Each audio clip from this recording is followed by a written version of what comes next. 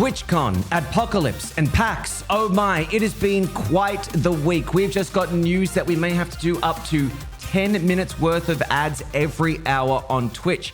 We are back from PAX, however, and I am one of your hosts, Reapz. Hello, I'm Eljay. I'm on day 7 of COVID isolation, coming to you hot from a very smelly room. And I'm Nicktacular, and we'll be right back after this ad break. Yeah, totally. That's what it's going to be like if all these things go ahead. It is kind of crazy. Yeah. Too real. It's too real. It is too real. And that's the thing. Before we do go into these great topics that I'm sure you're dying to hear about, just remember that if you like what you're hearing, give it a little like, give it a little comment, give it a little sub. We're on our way to 1,000 subs, and you guys have got helped get us so far. So thank you. But now, boys, on to the real show. You may have seen last week that we cut out at quite the time when Nick was about to give us the answer of what his favorite thing happened at PAX was. And then we were interrupted by a horde of wrestlers coming back into the room. So, Nick, do you want to seal off that cliffhanger for everybody who watched last week's ep?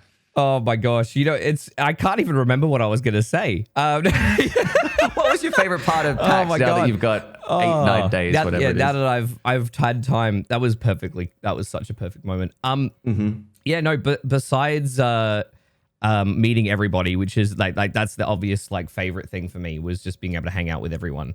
And I think just kind of being able to be a part of a lot of interesting experiences, just I just get being more involved. I won't lie, as weird as it was, streaming in the Logitech booth was probably one of the weirdest and fun experiences I've ever had. In that awesome. little glass box. It was a very weird looking box, that tells you what, but great at the same time. It was a good time. Yeah. There you go. Now you guys know with women. What do you mean? Reap's just out here saying the words, it was a weird looking box. Yeah. Well, here, listen, they need to know, all right? Technically was. Straight facts is what I give people. All right, well, thank you for a lovely date. Time for your performance review. You shouldn't touch my plate. Don't eat my chips. And your box is weird. You've got a weird box. I'll see you on the next date. Thank you so much. That's hopeful. Yeah. Okay, thanks. Walks away crying. A single tear. But I'll make my box better next time. Can we just say that I think we made the right decision in going to PAX over TwitchCon this year? We didn't get to talk about it much because while PAX was going on, TwitchCon was going on at the same time. But a lot of crazy stuff came out of it. The big one is obviously Adriana in terms of what happened at the Lenovo foam pit.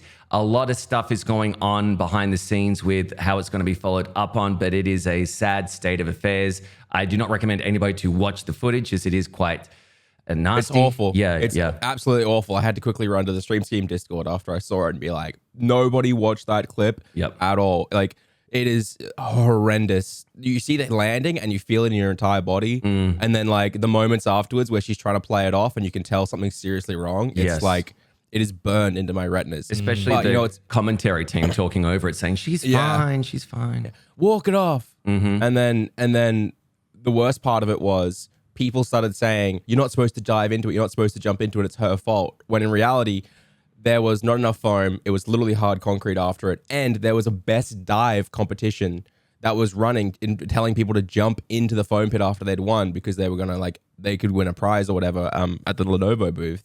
And all these people had already been injured. Multiple people had already been injured. It's just she got injured the worst because she had honestly the best dive. She had a great jump.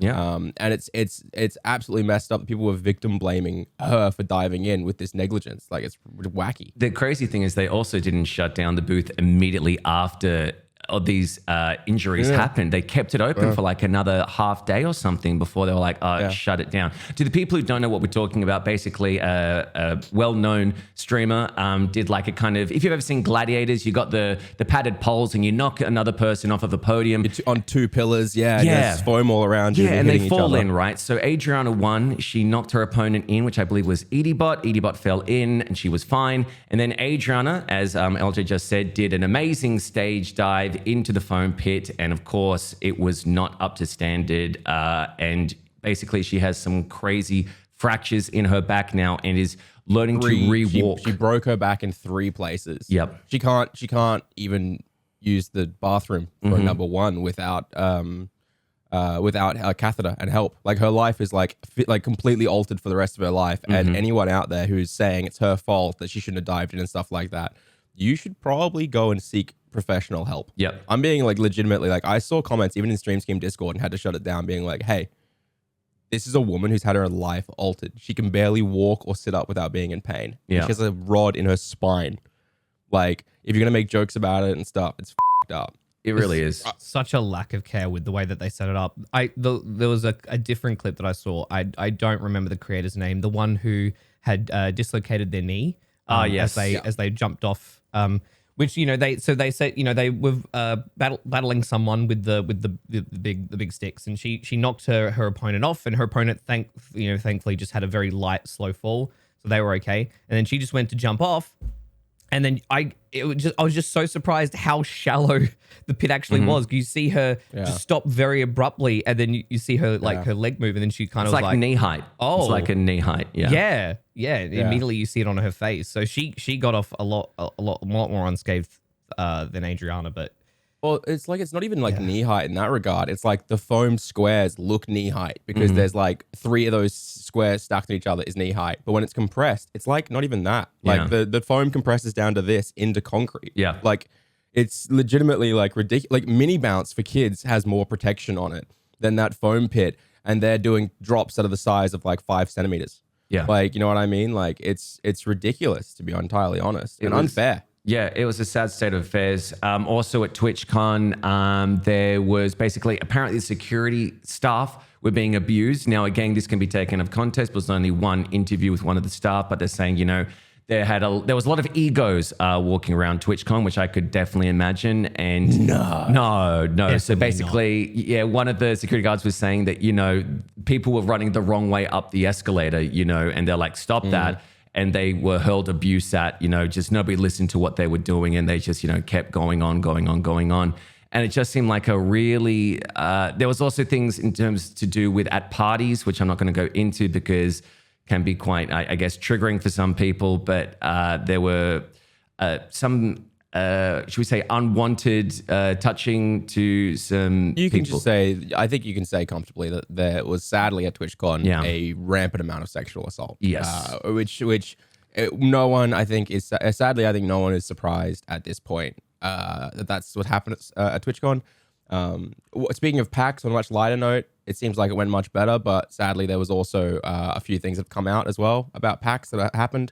And I think the really shitty thing about it is the fact that if we're going to cover it, we pretty much just should just say this industry in this space is full of disgusting people. And if you are a person in this space who has the ability to shut this down, someone who's disgusting, or be someone to look out for other people, you absolutely should. You should have your ability to do that. And you shouldn't, when someone is accused like that, you should make sure that you actually believe the victims and do your best to look out for it, because it's our space on the internet. It's horrendous. Yeah. You know what I mean? Like, it actually is horrendously how much it's happening. And at conventions, at little meetups, everywhere. So just do the right thing. In DMs. Yeah, as well. And I also think that a lot of people who are Twitch kind of, well-known Twitch streamers, they are very much like in their 20s. So they have like very minimal life experience. Like they know that this streaming thing is their life, and they don't know the real world. I'm not saying this is an excuse. I'm just saying that they will abuse what they think is influence for the sake of what's best for them. Well, I think we talked about it offline once, Reapz. Yeah. We said that like people come into this and they're gamers, they're high school, they're confident, all this stuff. And they come into it with this big thing of confidence and get all these viewers and all this like traction and stuff. And suddenly they blow up and they have all these people who love them all of a sudden, and they don't realize, and they've never had that before, right?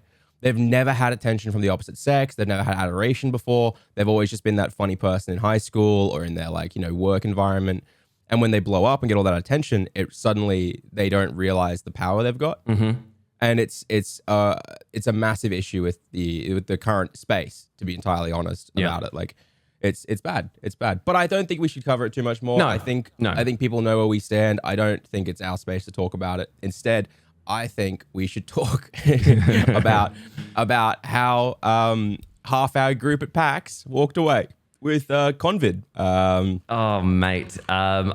When I heard this, because quite a few of us went down with, everyone gets the post-convention sickness. flu. Yeah. Yeah. You get the flu, you get the cold, you just feel like blur. Like I was still recovering 3 days, 4 days after I came back. It was just that, right? But not to the extent that obviously our boy Eljay and I think Sharky and others have gone through. Yeah. Let us know what happened, what went down. When did you know things were going a bit 180? Hear me out. I was totally healthy, had no issues whatsoever. Final day, we all met up. Sharky had started feeling sick, but I gave him a hug goodbye. And then the next morning I woke up and I had a bad throat. I have a theory that I was totally fine until I hung out with Sharky.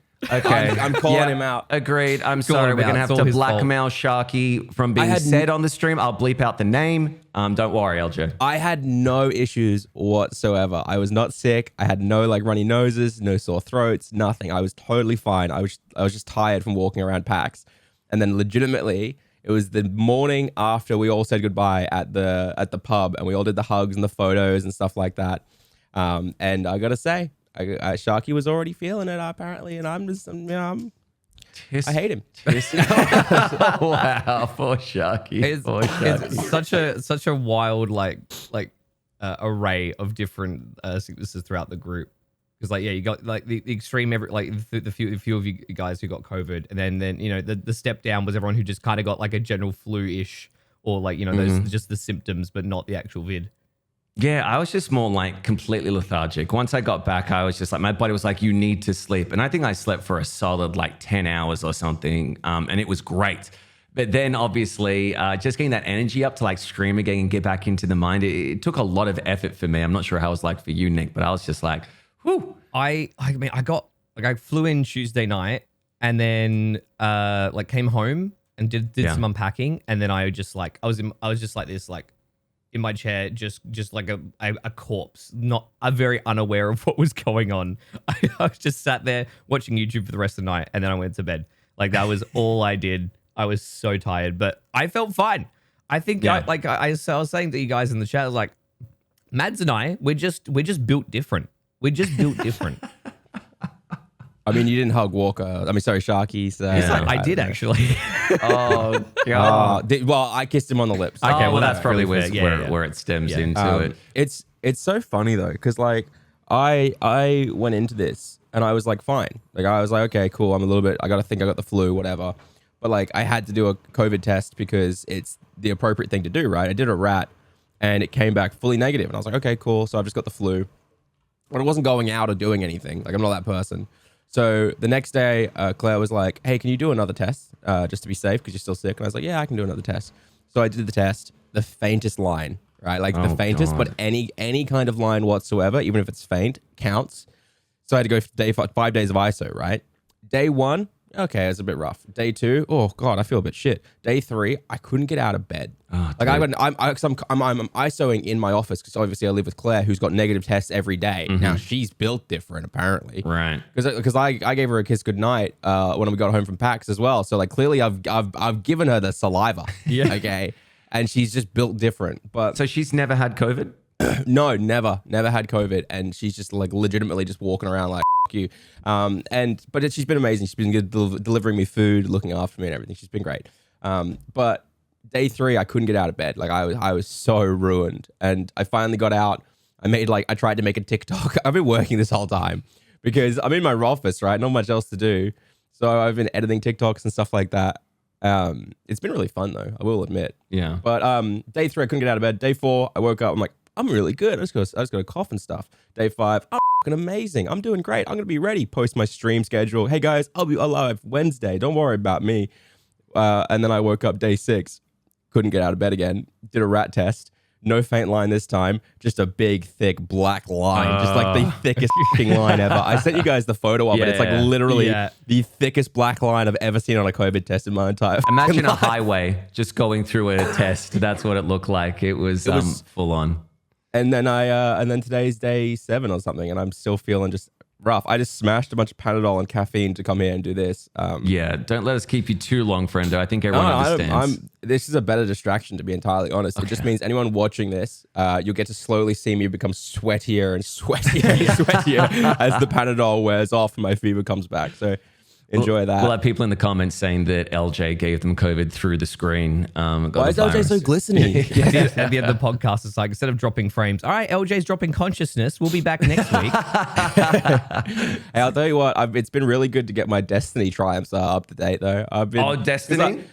Because I just stopped working at like 5 o'clock. I'll make my TikToks, I'll do my stuff. I did miss my TikTok streak. I lost a day. I managed to do an entire 29 days, and on the 30th day of the streak, I lost my streak because I couldn't make one. I was just too tired. Yeah. But I'm back on it again, and they're doing really well. But so I've been playing a shitload of Destiny. Do you boys have a game like that where it's your offline game that you just play all the time when you can, or like all the time for us, maybe like 30 minutes? Yeah. Overwatch is definitely my go-to. Yeah. Ooh, I wanted it to be Halo.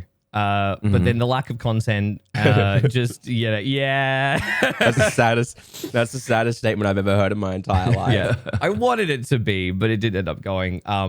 Like I don't know, like it'll just be a range of stuff, like here and there. But no, I haven't really kind of found that one game that I'm like playing offline and finding time for it.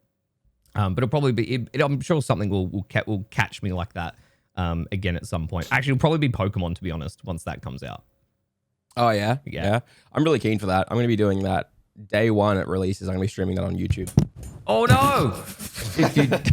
You did see Eljay's microphone just fell off. It seems to be everything's getting COVID in the room. No, it's the fucking Elgato LP. I swear to God, the Elgato LP is the shottiest fucking... I don't know if it's everyone's, but mine droops like an old man's balls. I swear to God. Just get that Ava Media one I linked you. No, that's shit too. No offense. I looked at them all. The only one that I'm willing to buy costs 400 MSRP USD, and it's called the Ultima Boom Pro or something like that. And everyone, like the Yard, the guys over on the Trash Taste, all those guys use it, and it's like the beefiest, best fucking mic arm, right? It has like full like 360s. It's so cool, but it's $400. So I'm not doing that. I'm just gonna put more tape in this, I guess. Yeah. But yeah, no, I don't know. I've been doing good, but I was feeling really good about streaming on YouTube coming soon. I'm gonna wrap up some stuff on Twitch, but then COVID's keep going and I keep missing streams. So who knows? Maybe I won't be back. Oh no! Is this like a soft announcement? I feel like that's like I feel like I've told people, right? I feel like people know based on listening to this podcast that I'm not going to be streaming on Twitch. Yeah, well, maybe now's the time to like let everybody know how your feelings about it, because this also leads perfectly into an announcement that was handed down about what YouTube had to go through and now what Twitch is going through, and that's the adpocalypse. So. I mean, this is a different type of adpocalypse. I just like the word adpocalypse. That's why I'm calling it this. But like. People will probably, if they think back, they'll hear about the ad incentive stuff and they'll probably remember me having positive feelings towards it when it first released, right? Because it was first released as a way for creators to make a little bit more money. Yep. It was like actually a positive like side bonus thing. Hey, you're running 3 minutes, or hey, you're running 90 seconds anyway. Here's an extra bit of cash for you, which I thought was really cool, right? Because that's what I was doing anyway. I was running 90 seconds. I'm down to make the extra cash. Yeah. Creators deserve to get paid, and I like to make my money without fan funding, right? Yes. But then they slowly kept pushing and saying, more ads. How about more ads? We're going to do more ads, though. You know, ads are the new direction. Ads are the way, you know. Ads are creator focused, when in reality, ads are profit focused, because that's where the real money is for Amazon and Twitch, right? Yeah. And so the new ad incentives that dropped this month are saying things like 2 minutes, 5 minutes, 10 minutes, run 6 minutes, run this much per hour. Which 5 minutes and 10 minutes is 6 and 16% of your content being covered and interrupted by ads. And people keep saying things like, we'll just take a break while you do it. You're going to take a fucking 10 to 5 minute break every hour. Do you know how many viewers you're going to lose doing that? Like, yeah, it's the healthy option, but you're going to lose so many fucking viewers. Not to mention the fact that the hour requirement of as well per month is ridiculous. It's always a couple hours more than you streamed the month prior. Yeah. So people who are streaming like 100 hours getting like 110 hours. You know, stream for 110 hours. And then the next month, if they hit that, next month it's going to be 112, 113. Yep. And slowly just pushing these people. But the worst part is if you don't hit that, you don't get any of the payout moment. You just get the split, but you don't get the full like couple $1,000 they offered you to run those 10 minutes. Yeah. So you did 100 hours, you need 101 hours, but you got sick and didn't get to do your last stream. Well, congratulations. You just signed up to run all those ads to get 20 grand or whatever it is. And now you don't get the 20 grand and you also hurt your viewer experience. Yeah. it's such a broken system. Like it's horrendous. Like I was so excited for the ad incentive program, and now I'm realizing, oh, it's literally like they're gonna just ruin it. Yeah. Like, they just like- eventually want streamers to just never stop streaming. Like, you guys will be live constantly because it just keeps increasing. But you're going to end up with, I couldn't do YouTube if I was doing 110 hours. I couldn't do YouTube if I was doing 80 hours. it's stupid. You're going to, and like Eljay, going off what you just said, you're going to hit situations where you might have some people who will try just to squeeze in an extra stream or go an extra however many hours just to hit that threshold because they missed a stream because they were sick earlier in the week or whatever. So they're like, well, I don't want to miss out on the bonus. So they're going to push themselves for a stream on, on an off day, perhaps, or a different time slot. And then, essentially ruining their regular viewers' experience and hurting their numbers because they're doing an extra stream or streaming in a different time slot. So it's terrible. And then people say, okay, well, if you don't like it, don't accept it, right? And it's like, well, that's not how it works, because if we don't accept it, then we have to rely on fan funding and milk our underpaid, overworked audience even more dry. Yes. And then the other thing they say is the fact that they go, what was it? They were saying, oh, that's good money. Creators deserve to be paid. And I'm like, yeah, I agree as well. But the issue is that I feel like people are missing the point that everything they're saying, the people arguing against it and the people arguing for it, they're all just pointing out reasons as to why it's bad overall, but no one's actually understanding the true reason of the fact that they're arguing about something, but they don't realize that it's as a whole, everything they're saying is bad, all leading to a singular place. Because someone explained it as, oh, it could be like TV. TV has this many. It's like, well, TV pauses the show. Yeah. Right? Creators won't pause the show. They can't always pause the show, right? And then 2, they were like, oh, well, live. Okay, well, you can't pause live sport, right? Live sport does this on TV and cable all the time. And they're like, oh, live sport, if it goes for X amount, it's 20, 30% of that is ads, right? Covering it.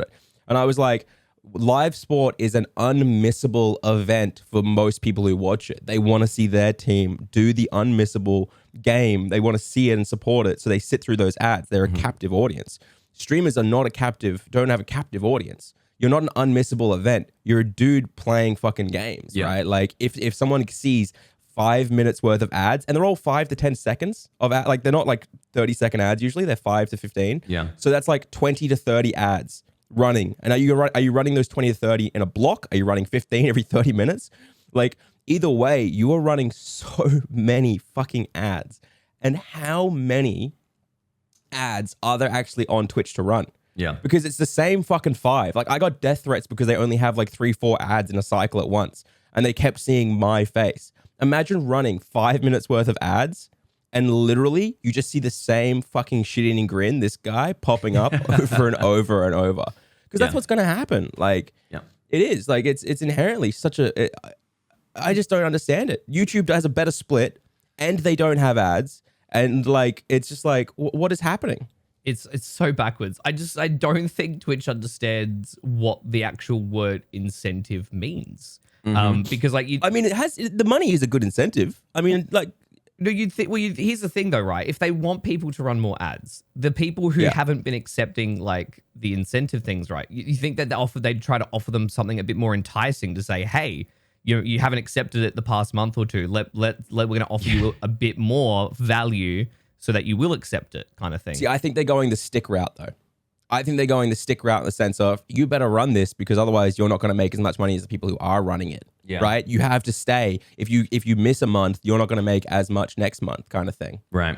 Right. So I think it is a stick. There's the carrot, which is the money, and the stick is you have to keep doing this, or else we're not going to give you a good rate next time as well. Yeah, right. I guess the big thing, though, from a lot of creative standpoints, which I kind of echo, is that there's no real kind of transparency about why the same amount of people with the same concurrent amount of viewers, one gets a higher ad incentive and one gets a lower ad incentive. And people have said it's people who've opted in the previous months. Some people who haven't opted in the previous months are still getting higher than those who have. It's this weird kind of thing. And so people have narrowed it down to, again, this is all theory. We don't know.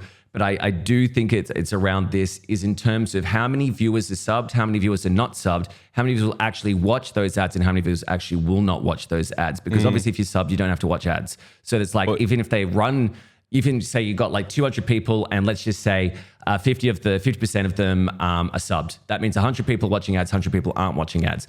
Well, if you've got 200 viewers and none of them are subbed, then obviously they get a higher retention rate with those ads, and they're going to pay you more because more people have eyeballs on it. So it's like, what is the actual transparency? Because I know that mine was extremely low. It was like, why would I even take this up type thing? And I just want to know what the reason is, because again, as we've said, it's a load of bullshit at the moment. Yeah.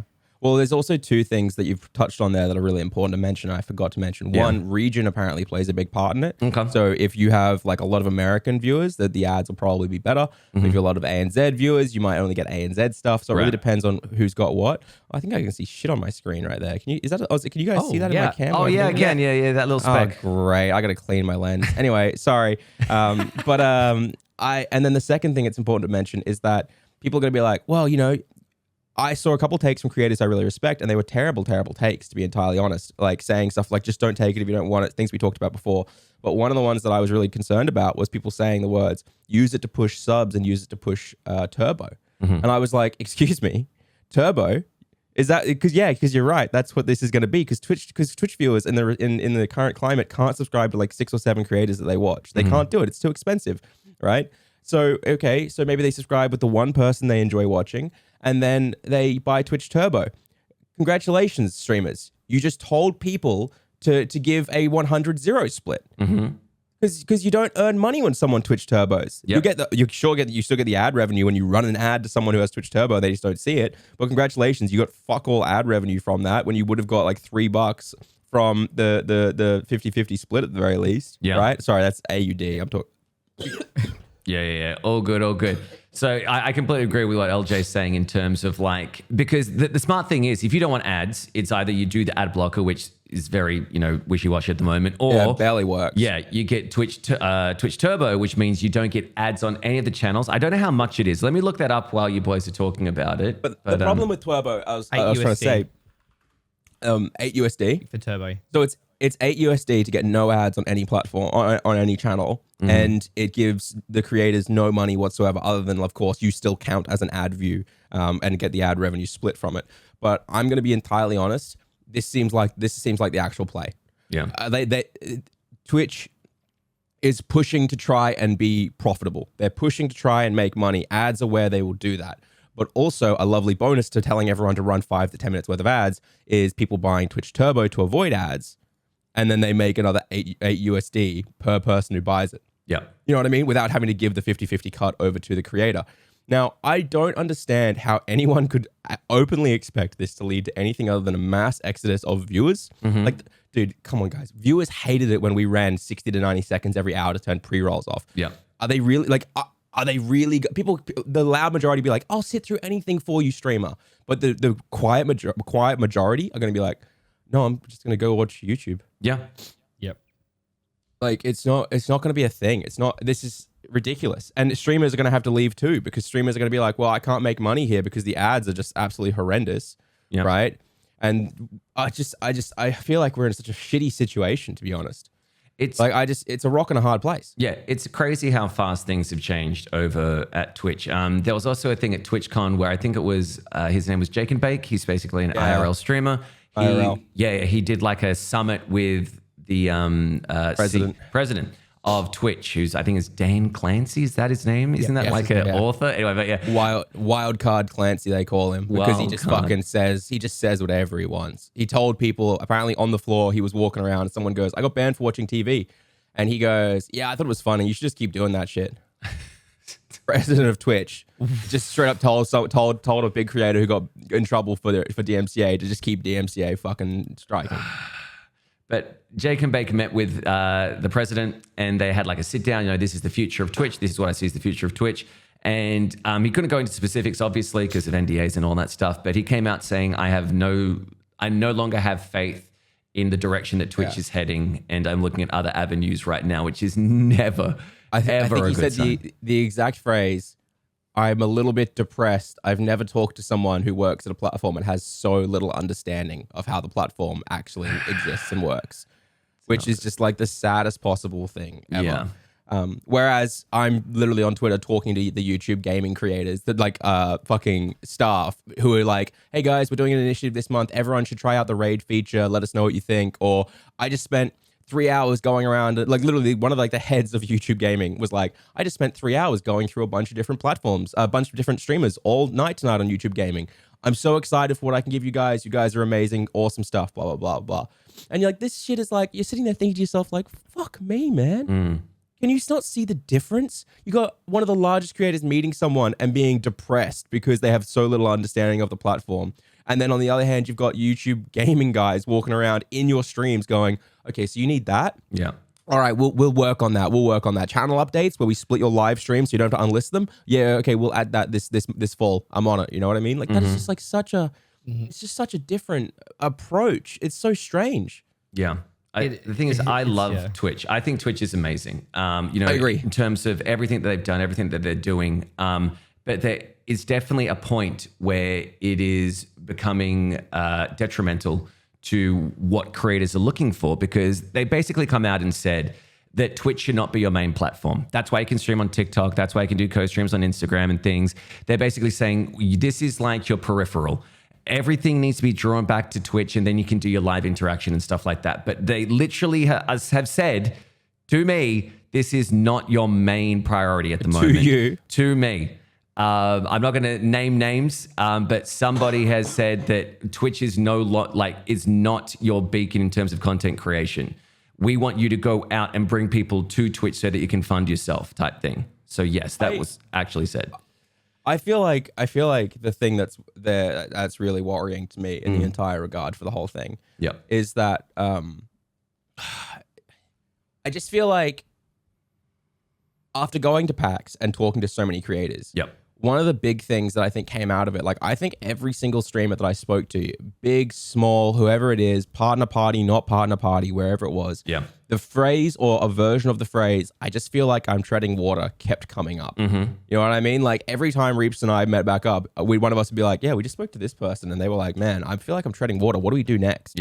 Right? No one has the funds to go up and do like the next big thing. Like because the issue with our size creators, and this conversation came up a lot at PAX, was we all have done a lot of stuff with our games, with the things we want to do, done little game shows here and there, big events and stuff. But to push to the next stage, you need to have a decent amount of funding, right? To go like, I'm going to run a fucking in-person game show, or I'm going to do this big project, or I'm going to do this other thing, this unique idea, right? And if you don't have that funding and you're just kind of living paycheck to paycheck, because that's how kind of Twitch works for most people, then you kind of just end up treading water and not really being able to evolve or create new things or push the boundaries. And so you do end up treading water. And the day where you stop treading water, you legitimately will just drown, because the last 6 years of your life treading water hasn't built anything sustainable long term, except for maybe a Discord community. And that sounds very depressing, but that's kind of what it means to be a streamer without like streamer first and instead of a YouTuber first. You know what I mean? Like, I think I would be screwed, right? Because as I said at the start, I'm going to be live on Twitch again because I got a few things that I need to do. But after that, I probably won't, to be entirely honest.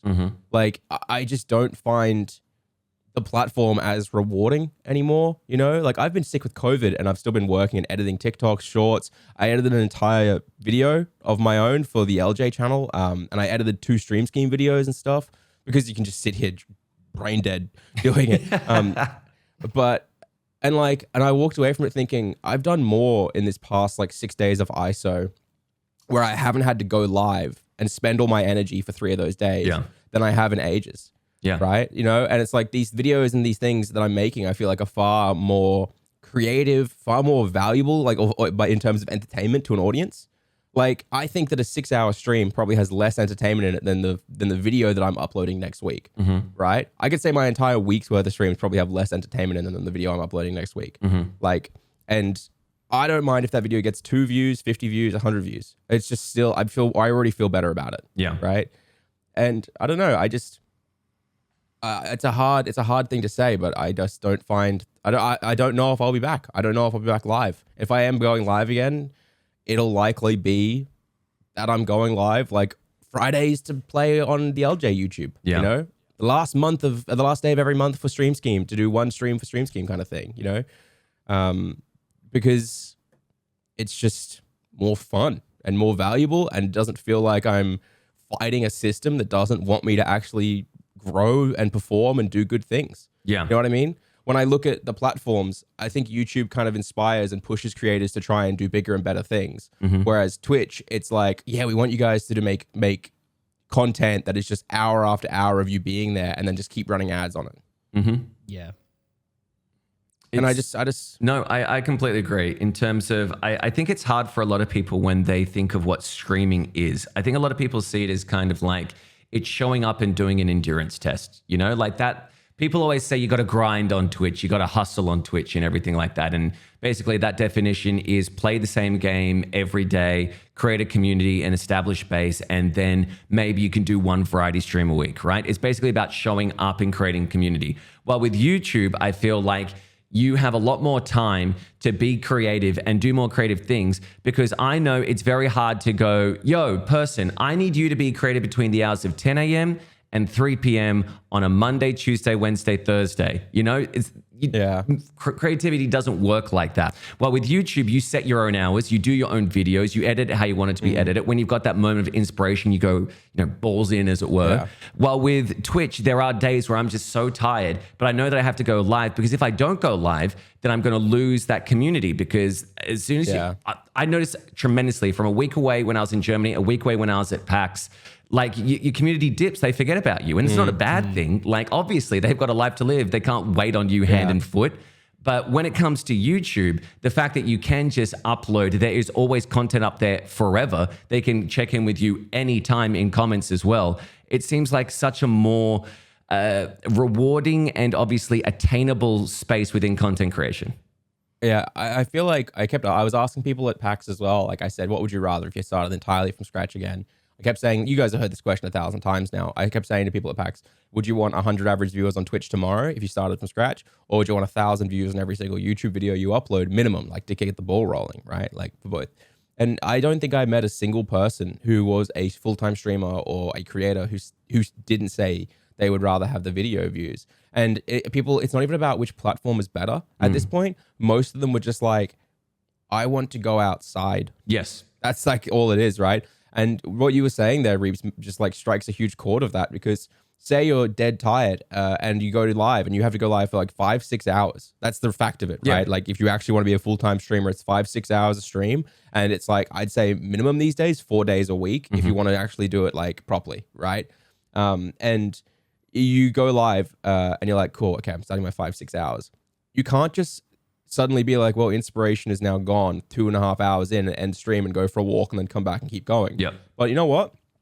When I was editing this video, I've been editing it over like the last like 2 days. It only took me a couple hours, but that I spaced those hours out, and I was able to just like take a break and just have some water and just chill out for a bit and like have a fever dream. But like, and I feel like by being able to have those moments of rest for my brain, I could come back and make better content. Yeah. And you can't have those rests when it's a 6-hour long grind fest, right?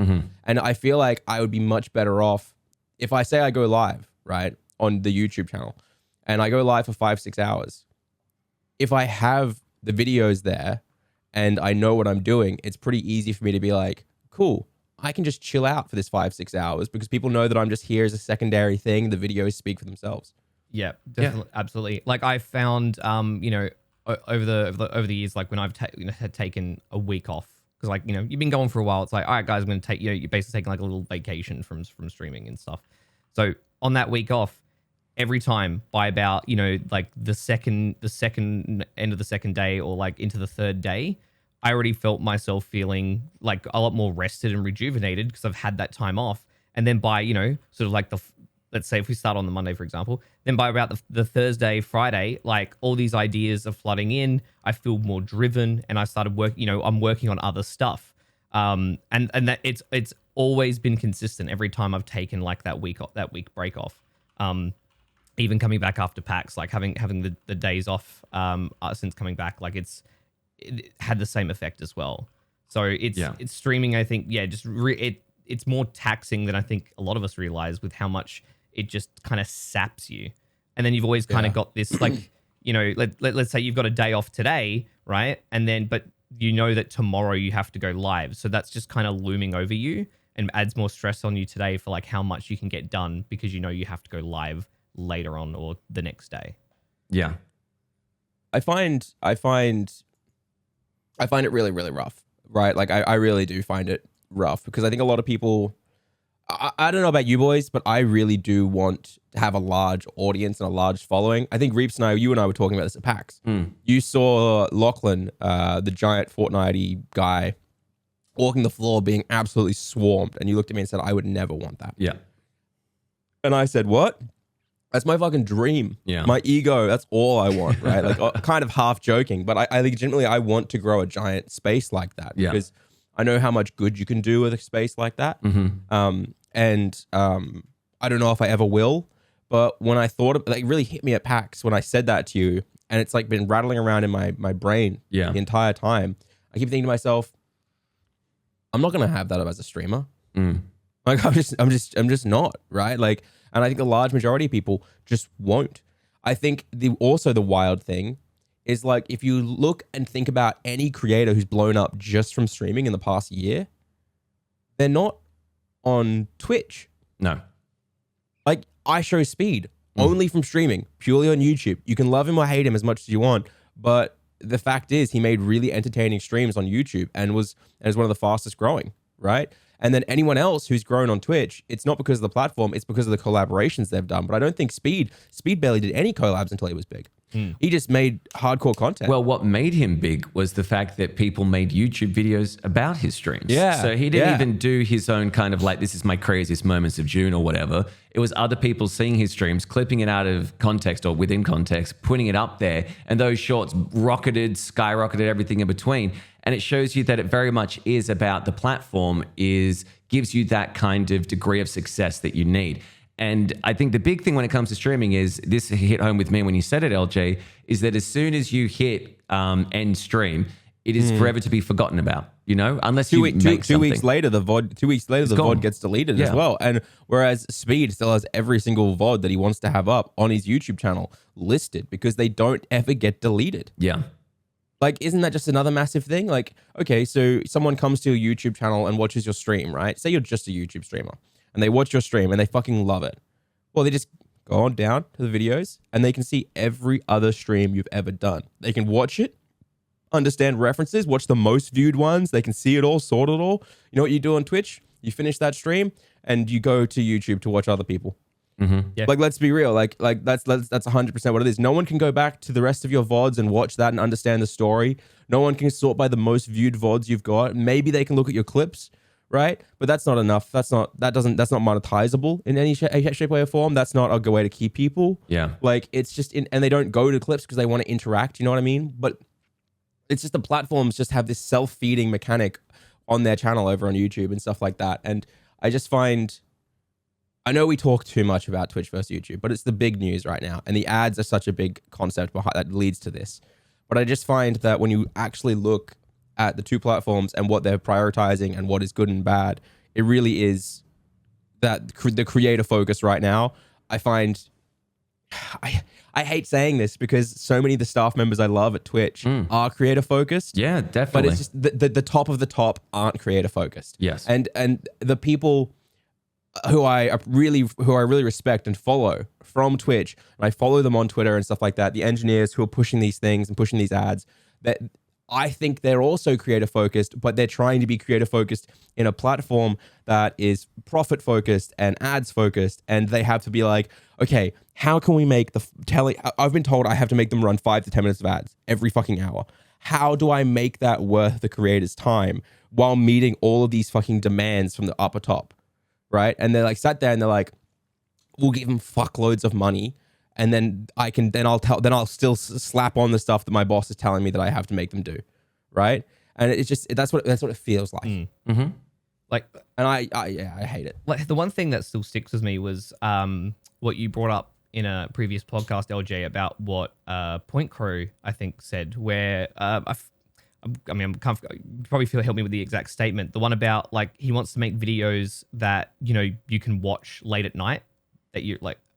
Oh yeah. He said he was doing an intro on one of his videos, and he goes, "What's up, guys?" And then he stopped and goes, "What the fuck was that?" No, you're scrolling through YouTube. It's 10 p.m. at night. You click on a video. You don't want to be yelled at. And he goes, "Hey guys," and then he does the whole thing again as like a much more relaxed hello, which I think is a really big thing to learn. A lot of people need to learn is people do not want the Mr. Beastification, right? They don't want that anymore. They don't want the today I'm gonna be doing the blah, blah, blah, blah, blah. They just want, hey guys. And I think that's why Mogul Mail does so well. It's so casual, so relaxed. Iona, obviously everyone here knows Iona. Iona does really well because it's like a conversation casual. People don't want that cheesy, fake corporate shit anymore. They just want a really casual, hey, we're chatting. This is normal. I'm not a fucking industry plant from the robot Backstreet Boys fucking bullshit, right? Yep. That's and yeah, exactly. And that's the approach that I'm trying to take with like all of my videos is kind of, using a hook or an intro that's just like a lot more casual, a lot more sort of like chilled out, nothing that's gonna like go, you're like it's 1 a.m. You click on a video and you're just like, whoa, and you're like, oh, okay, I'm awake now. That's the thing, because I think a lot of everyone's viewing habits are gonna be very different, right? But regardless, I think the easier a piece of content is to consume, where it's not like overstimulating. It's going to be a lot more watchable. And that's because that's something with my stream I've had to balance over the years with all the pop-ups and memes and things like that. And I've found a way better balance now, which is why I think I've seen a lot more steady growth over this past time. So that's why I'm trying to that's my approach sort of with it going forward. Yeah. An amazing balance, which now will be thrown off because you need to spend 5 minutes of every hour, 6% of your content being interrupted by ads, the same 3 ads over and over and over and over and over and over and over. Big loud things getting in people's faces. Well, that's the other problem, right? That's the other problem we have to talk about is the fact that I think 90% of Twitch streamers haven't leveled their audio properly. And so ads are way louder, right? Yeah. And everyone always complains that ads are too loud. It's actually the opposite. Twitch streamers don't know how to level audio, so they level themselves like 5-10 dB too quiet. So everyone has to fucking hoist them up really loud. And then when the ad plays, it's actually professionally leveled to a degree and a standard. And so all the ads are too loud because every single streamer is too quiet because they don't know where they should be aiming for. Yeah. Right? And it's super, super interesting. That's another massive issue with the platform is that nobody knows where to level their audio. So like you'll be sitting there and some streamer's like, hey guys, welcome back to my Animal Crossing ASMR. Hey, you cheesies amazeballs. Hey, you cheesies are here with us today. But no, I think you're dead on the money in terms of it's just become this giant saga where it's like, what is the right thing to do? And I think when it comes to a platform that is just live streaming, it's very hard to make that profitable and obviously make a living off of it. To be fair, obviously we have made livings off it. Well, I can speak for myself. I have made a living off it for the past 2 years or so. But keep in mind that was also during a pandemic where people were staying home. And now that the world's opened up, there's not going to be people who's like, oh, I can stick around for an hour, 2 hours, whatever it is. People have things to do. And I've noticed that a lot more, that people are going out. It's like, I'm so sorry I haven't been here recently. I've just been busy with life. And I'm like, that's amazing. But for me, it's like, oh, that's crap also for my kind of business model. So that's why I'm definitely looking into doing like focusing more on YouTubers. I don't think I can keep going the way that I'm going without falling into the red anytime soon. And then it's like, what am I doing it for? Am I funding my own, habit of just this perseverance that doesn't pay off? It's eye-opening because I am having a lot more restless nights knowing that I have to change something. I think my hot take on this whole thing is that anyone who's listening to this, if there's a single person listening, if you at all are planning to try and be a full-time streamer, don't. Yeah. Maybe it's a hot take. Don't. You should not in any way. I think 110%, you are better off teaching yourself how to edit and then editing 30 videos and releasing those before going live even once. Like, we're not in a place where you can do it happily and healthily anymore. And the pandemic is over. The truth is, miss the boat. Unless you're going to be fucking amazing, unless you already know a bunch of creators to collab with who are bigger than you, anyone, but the majority of people out there listening to this, unless you're a special main character, which I'm probably not, to be honest, Do not. There is no point anymore. Like it is. You need to do something else. Streaming something else is first. supplemental. It is not secondary. It is not primary anymore. And of course, you're going to be like, but what about this person? There's always going to be exception to the rules. But just look at the majority of people who've made success on content creation, what they've done, and look at the people who become famous just from Twitch alone. And you'll see that a lot of creators have gone over to YouTube to bolster their Twitch. So definitely keep that in mind. But boys, a complete tangent, and I don't know why I just thought of this then, but yesterday on stream when I was doing it, they're like, yo, because this happened at PAX, I think. Yo, Reapz, have you seen the new Super Mario Brothers trailer for the movie? Have you seen it? I watched it on stream the other night. Is it real bad? Listen, it is what it is, you know? Like, it basically looks like it's a video game. Can I do my impersonation of Chris Pratt doing his impersonation of Mario? Shoot. Hey, it's Chris Pratt here, and I am a psycho who hates LGBTQIA+. That's me. It's a me. 8 out of 10. Can we all point out how wacky and wild it is that like this millionaire celebrity who is incredibly problematic, a part of a very fucked up church, has like issues where he like has hurt animals in the past and stuff like that with his with his wife, and yet somehow he gets every single bloody role, right? And not just that, but also he's getting roles that should be given to voice actors. That's the big problem that I have with this film is you did point it out. When you hear Mario talk, it immediately, I don't know about you, Nick, but it immediately took me out of the fact that it's a movie about Mario rather than I am Chris Pratt talking as Chris Pratt. There's barely any type of like added voice on top. It's just I'm Chris Pratt talking as Mario. And it was just like really jarring. Up until that point, Jack Black makes a good effort being Bowser. I was like, that's hilarious. That's great. The penguins, the opening scene. Did say that Bowser was amazing. Yeah. She said that Jack Black as Bowser is going to like hopefully do a lot, but nothing can save Chris Pratt's terrible, not even Brooklyn. She said it wasn't even Brooklyn. Is it Brooklyn? No, he doesn't put any accent at all. But I also think that's like the voice director as well, probably having a big say of like how he should talk and things like that. So they probably would have told him like, or maybe they tried accents. It's like, it's not gonna work. Let's just do your own. Let's just do your own voice. Could you imagine them just like in the booth trying to tell Chris Pratt he's not doing a good enough job? No, like that's not something that they're gonna be able to do. No, like. Oh yeah, Chris, you're doing amazing. Maybe just like, can you actually try and voice Mario rather than just talking? What do you mean? I'm doing amazing right now. But don't make me injure your dog. Well, that's oh my god.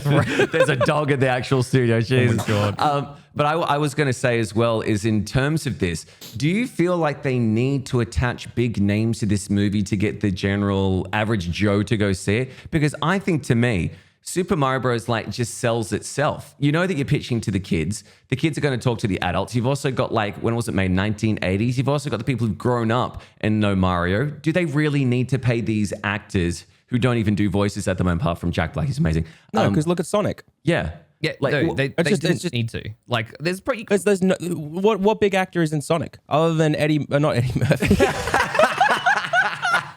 What's Jim Carrey? Sorry. I would love if anybody was in that film, playing Dr. Robotnik as well. Yeah. But yeah, you're right. You're dead on the money. Like people would say that the big person is Jim Carrey, but I would say that Jim Carrey hasn't really been that top draw person for quite an amount of years, quite a few years. It really is. You're seeing Sonic for Sonic. Would you not see Super Mario for Super Mario? Like, do I really need to be like, oh, and Chris Pratt is Mario? No, I don't need that. I'm wondering if they were worried about like the consistency of him keeping up the accent throughout the entire film. That's what we were discussing on stream.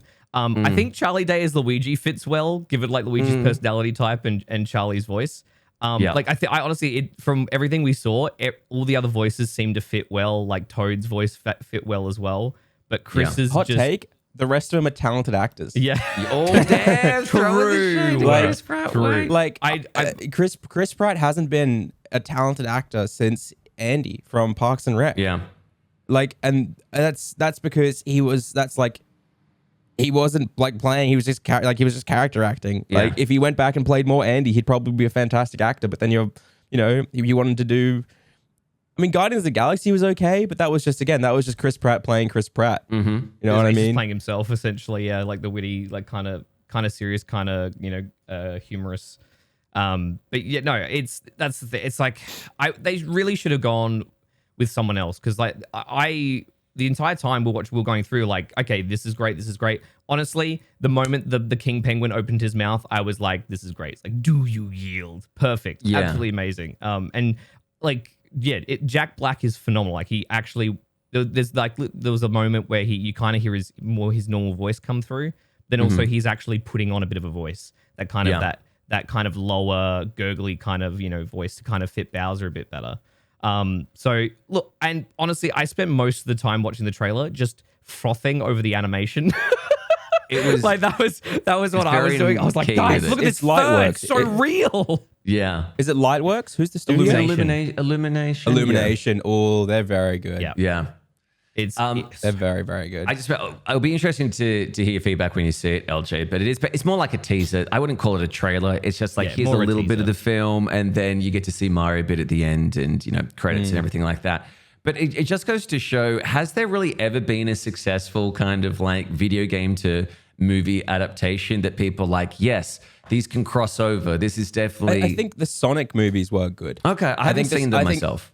I haven't either, but I've seen bits and pieces, and I've heard a lot of things, and the clips and stuff that I've watched are hilarious. The thing, okay, I got to admit something to you guys, and this is gonna get me in trouble. Okay. A lot of the time, I won't have time to watch a movie, but if it's a big movie and I want to know what happens in it, I just go and read the wiki. I just read the plot for plots of the entire wiki in like 5-10 minutes, and I understand the whole film, and I'm like, yeah, I feel like I watched it. Yeah, that's the key. Oh my god.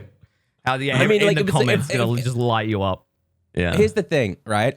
Here's the thing. Certain movies, they need to be seen, and I 100% believe that, right? I'm a fucking filmmaker by trade and heart first, above all else. Yeah. I understand that some of it needs to be seen. I'm not one of those people who's going to go see Halloween because I know for a fact it's going to be trash and I'm not going to waste my time. Anyone who goes and sees that film, you're an idiot, to be fair. Okay, let's just all calm down, everyone. We don't want to say things that we can't take back, all right? So, like, I get it, right? But, like, at a certain point, do you really need to go and see certain films? Probably not. I don't need to go see Rogue One. I can just read the wiki about it. It's going to be a fucking Star Wars film. They're all the same. That was probably the strongest film out of all the 6 that came out. That's why I picked it to make fun of it. I was going to say as well, because I know that you love Pokemon, but I'd also like to ask the listeners or the viewers of this, is there like a franchise that you're so obsessed with that you just know that you're going to go see it? For instance, I know that a lot of people are Pokemon fans, right? And they had a Pokemon movie. They also then had Detective Pikachu. Did you go see Detective Pikachu? I'm a bad person to ask because if I really like something, I won't absorb extra media of it because I'm scared of it being ruined. Right. Like I love Spider-Man as a character so much that I do not watch any Spider-Man films or read anything new. I just absorb all the stuff I love because I don't want the character to be ruined for me. Okay. I just can't do it. It's also why, like, on streams and stuff, I stopped talking about anime I liked or I stopped talking about certain things I love because it seems like every time you bring up something you love these days, people just shit on you for it. Yeah. Right? Like, they just do. Like, here's another big one is I think media is getting worse, right? I love The Flash as a character. I think he's one of my favorite superheroes of all time, probably on par with Spidey, right? But I'm not going to watch the Flash TV show because it's trash, and I'm not going to watch the Flash live action movies for DC because it's all fucking trash. Plus, the actor is literally a kidnapping piece of shit. Yeah. Like, and somehow still got his movie out. But they canceled Batgirl, but let's not go into that. And then. So instead, I just keep watching the stuff that I like and stuff I enjoy. I'm not going to go risk it because I know it sounds weird, but is it? I just can't. Is it risk versus reward though? You know what I mean? Like, what if you love that film? Because it's always shit. Okay. Like it is inherently. Like I feel like these days everything is getting worse. Look at Kingdom Hearts 3. I love Kingdom Hearts. I think it's an amazing series. I've probably played more hours in Kingdom Hearts 2.5 Final Mix than any other game. I've probably sat there grinding out just fun combat against really hard bosses over hour after hour after hour, listening to fucking Sword Art Online anime music as I'm fighting Demics like da da da da da da da, and like it's like I'm going ape shit and stuff, and like, but then I play Kingdom Hearts 3 and I'm like, well, I can never play this fucking series again. It sucks. Oh, I don't know anything about Kingdom Hearts. Yeah.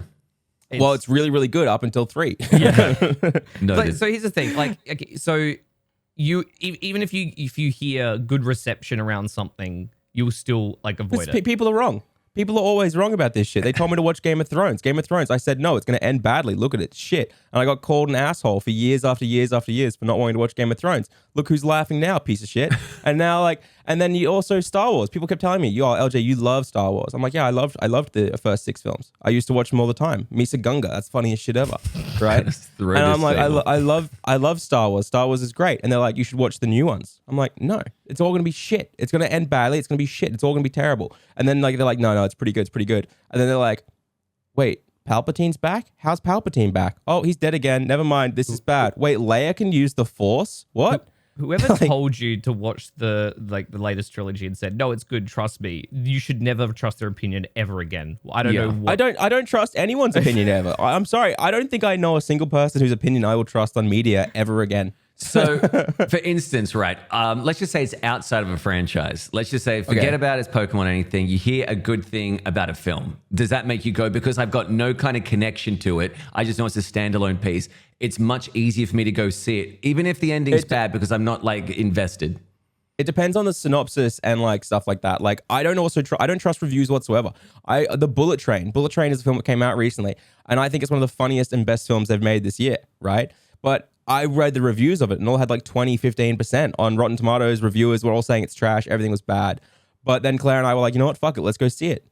It's hilarious. And it's because the reviewers were like, this is a simple, boring, it doesn't take itself seriously, it's telling jokes and stuff, but it's actually fucking hilarious. Like, it's a bunch of like big name cameos that you didn't know were going to be in it, with hilarious jokes, one-liners that are amazing. Like, essentially, Bullet Train is an assassin gets sent to pick up a briefcase on a train, right? And it's played by Brad Pitt. Mm-hmm. Yep. I think, yeah. Yeah. And he has been going through a little bit recently where too many people have been dying around him that he didn't want them to die. And so he tries to de-escalate all conversation by talking, right? Okay. And there's all these other assassins on the train trying to get the case as well. And every time it all starts going wrong, he tries to de-escalate it by talking, but he has such bad luck that he can't do that. And most of them end up killing themselves in the fight. And he's like so upset. Like he's so upset about it, right? And that's not even a spoiler. That's just like the first 5 minutes. Mm-hmm. You guys, legitimately funniest shit ever. And I don't trust reviewers because reviewers don't have the ability to step back and go, what is the goal of this piece of media? What is it trying to achieve? And is it achieving the goal, right? They just go, it's not good. Mm-hmm. I didn't enjoy it, so it's not good. And it's like, okay, well, what was the goal of it, right?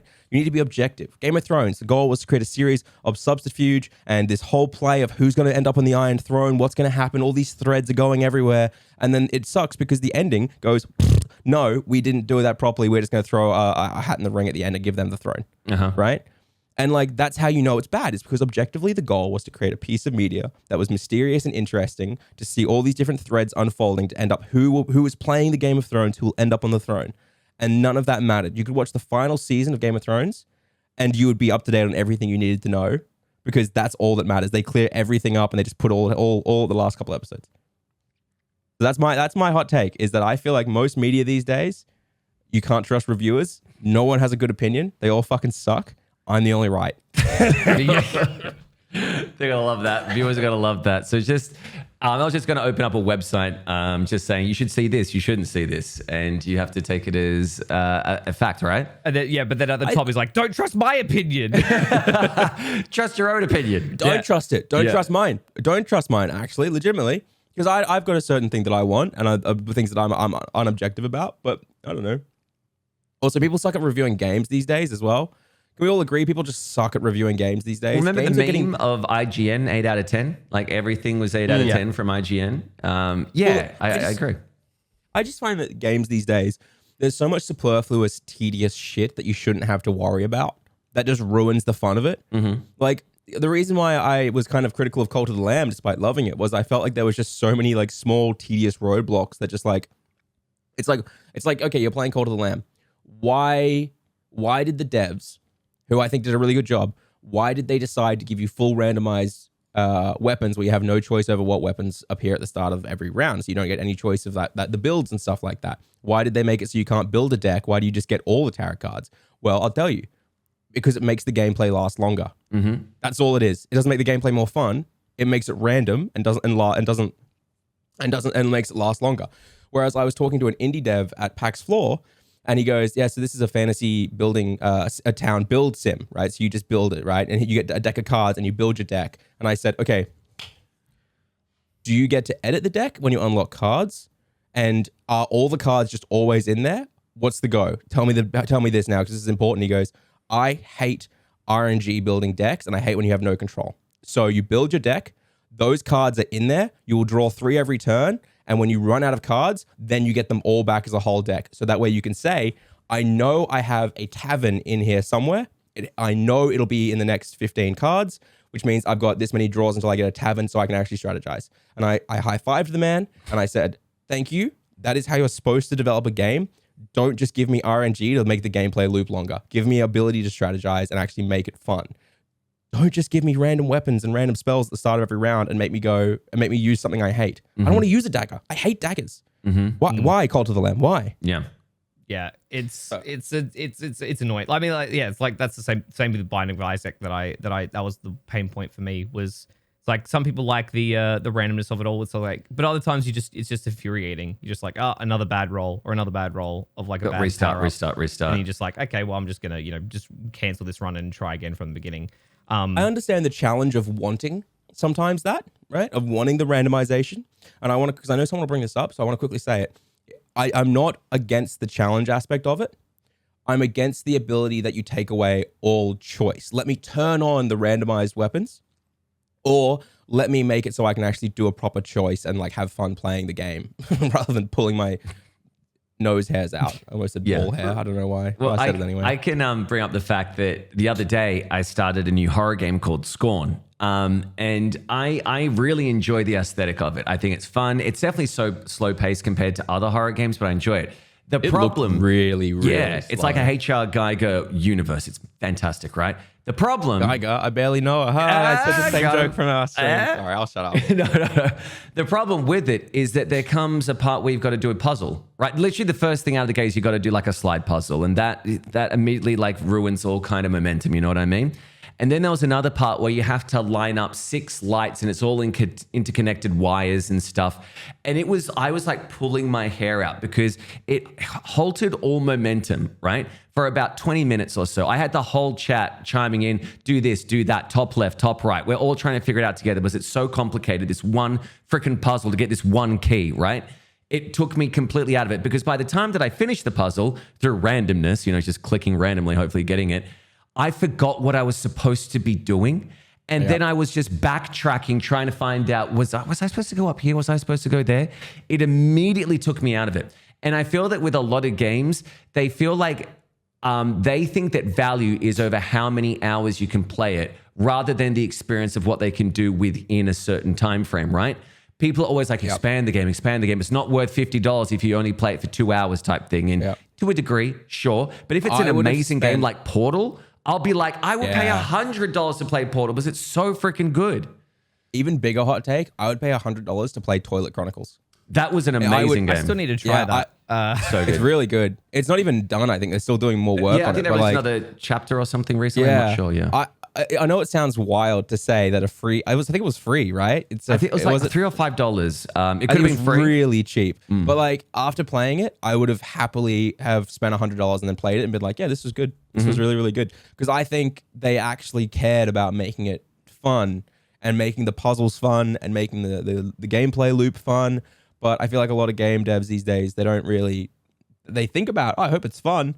But then they go, let's make it stretched out. Talking to you two, Destiny, right? Fucking okay, so they announced Scorn for the first time, I think 2 or 3 years ago. So Reapz, what is your understanding, having played it, of the actual like plot? Can I pitch it based off like watching Reapz for 5 minutes? And then I'll tell you what it actually is. Sure.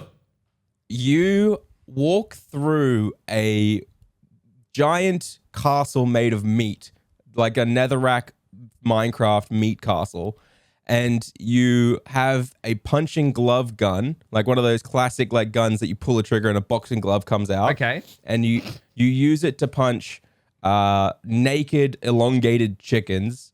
And then every now and then 2 extra hands come out of your gut and jerk you off. Well, Wow, that accurate? KFC's really changed. we've been dropping frames, everyone. Yeah. I mean, that's pretty accurate, right? Listen. Here's the funny thing about Scorn, right? Let me pitch it to you. Are you going to play That this, was an Nick, or is amazing this just explanation, something? by the way. Is this something in the back of your brain? He's not said I'm wrong. Is this in the back of your brain, Nick? Do you want to know? Go for it. Yes, please. Okay. Yeah. To other people, spoilers, but they're not really spoilers. The first image of the game is you are literally in a meat landscape and you just see this person's eyes open, which is you. And then you claw yourself out of this like fleshy wall, right? And then you see this big old landmark in the distance and you're like, I got to go there. You start traveling across to this landmark and then you fall through the ground into what basically Eljay is describing. There's chickens, there's penises following you, there's punchy guns, there's puzzles. You've also got people inside shells, which is scooping out with like an ice cream cone. It's a HR Geiger, like just craziness that you're doing. And there's also a lot of allusions to Alien in terms of like xenomorphs and things like that, because obviously that's what they got a lot of their things from. So I don't know what I'm doing. I just know that I'm trying to get to this landmark in the distance and hopefully figure stuff out. And you know you're what's right. really interesting about it? There's also a lot of like straight up just vaginas. Yeah. Oh, Like, it's very phallic. I joined your stream and the first thing I saw was he walks up to this console, like this like meat console, and there's 3 like circles on it where you're supposed to like insert your key into, right? And literally, I'm not joking, they had just crafted vaginas in each of the holes. And then Reapz just inserts this big phallic key that looks like a fucking cock, to be entirely honest. It is very phallic. Into the vagina. And like I'm pretty sure, I'm not even joking, like you could post a screenshot of that and people would just go, those are vaginas. Like it was, they'd like straight up crafted like labia and looking like lines and stuff like that. It wasn't even like on the nose. It was just a fucking vagina. Was that their goal? They're like, what if we made porn scary? So they called it Scorn? Well, yeah, that's a great analogy. But it's Geiger. You know, he was infatuated with that shit. So they made the whole thing vaginas and penises and like penetration. Like everything about this game is very much in the Geiger world. Yeah. Wet smacking sound effects. Yeah, very like, squelchy shit. Yeah. It sounds like a fantastic time. I would say It's a great on the time. note, like Skill Up is probably the Skill Up is the only person that I sort of watch for like game reviews anymore. Like he doesn't use scores or anything like that. He basically goes on and is like, I will recommend this, I'll strongly recommend this, or I don't recommend this at all. And he's a lot more sort of critical in terms of understanding what the game is trying to achieve.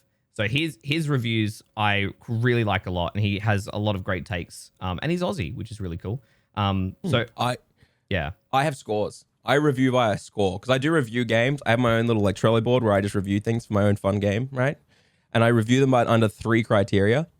One is how fun the gameplay loop is, right? One is the story, because I play for story, so that's who I am as a reviewer, right? Which is why you shouldn't trust my reviews for anything unless there's story involved.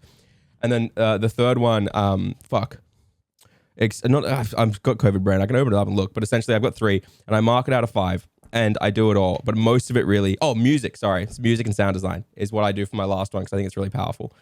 So like Road 96 for me, I got like a 5.55 because it's out of 5. Gave it a perfect score because it has amazing music, amazing story, and it has amazing gameplay loop that you don't feel tedious, that you can just keep doing it and it's fun every time. You know what I mean? But then other things like Call to the Lamb, as I said, gameplay loop got like a 3, music got like a 3, and then the story, I was like, okay, that's a 3 as well, to be entirely honest. Like you don't really care about it. But so I think it's everyone has their own thing they care about, right? No. What is your 3, guys? What is your 3 things that you would review games based on? Would you like to start, Nick? See, it's a bit of a like.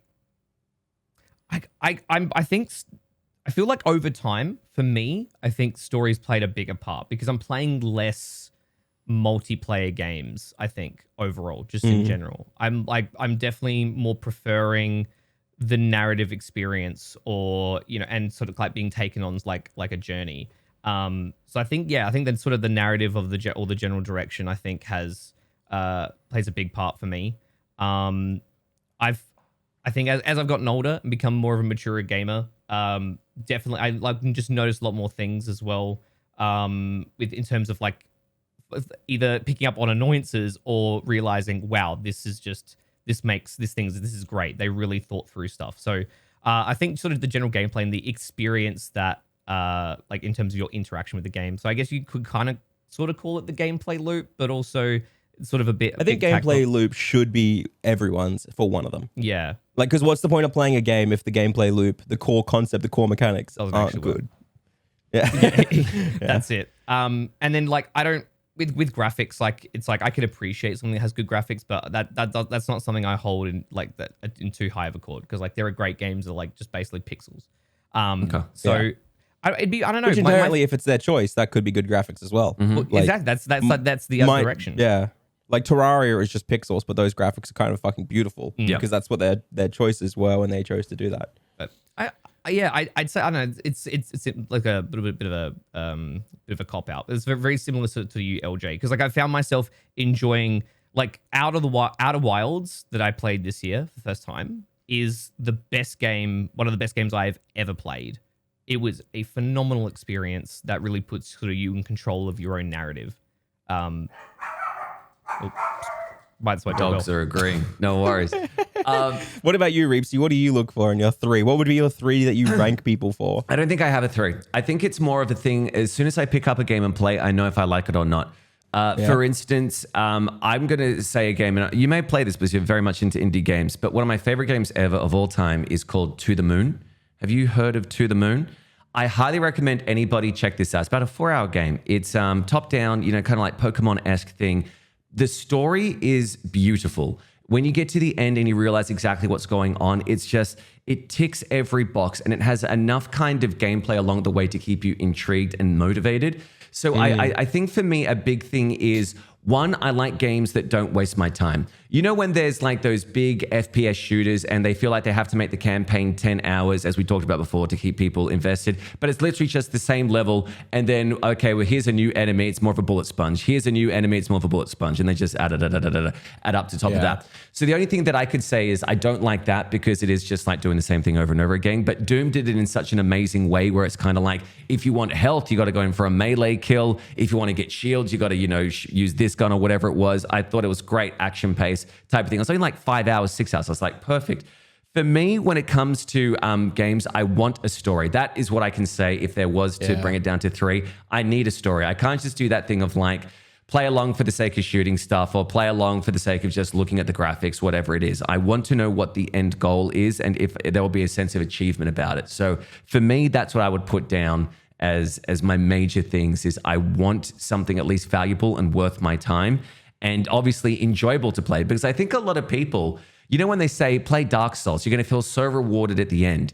I tried playing Dark Souls, and it is very hard, but it wasn't an enjoyment. Like I wasn't enjoying playing the game. It just felt like the mechanics were really clunky. That's what made it so hard. Just so slow. Well, were you playing on? Okay, so there's a lot of problems with Dark Souls, and what you've just described there is pretty much like a new person's experience with it if they haven't got someone to give them a few heads up, right? Right. For example, a big one that you need to learn about Dark Souls is like, you are slow and clunky unless someone explains how the armor works and how it all works, because the game won't explain it whatsoever.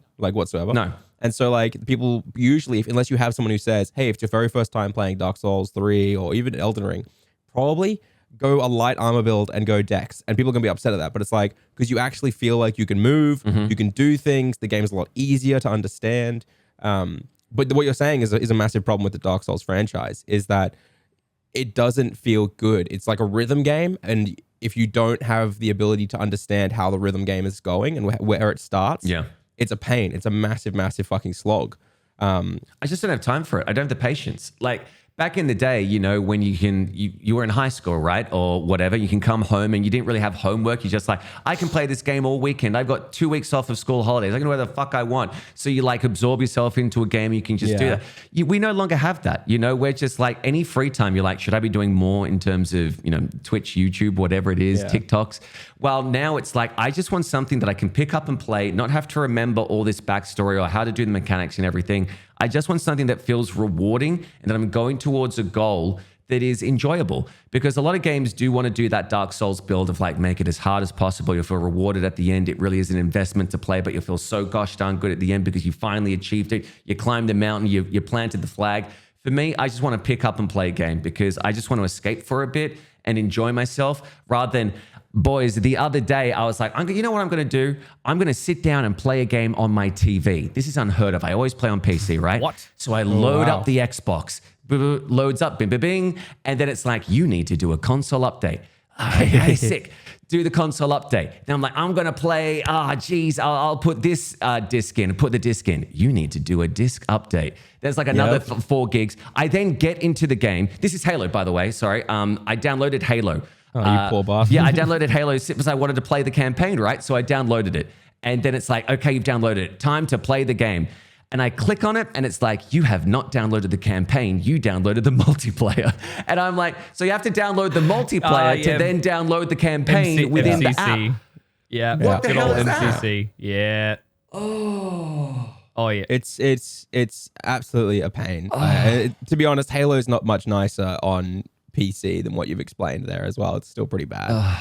Anyway, so that was my thing is like, I want to play games where I can just do it on my TV.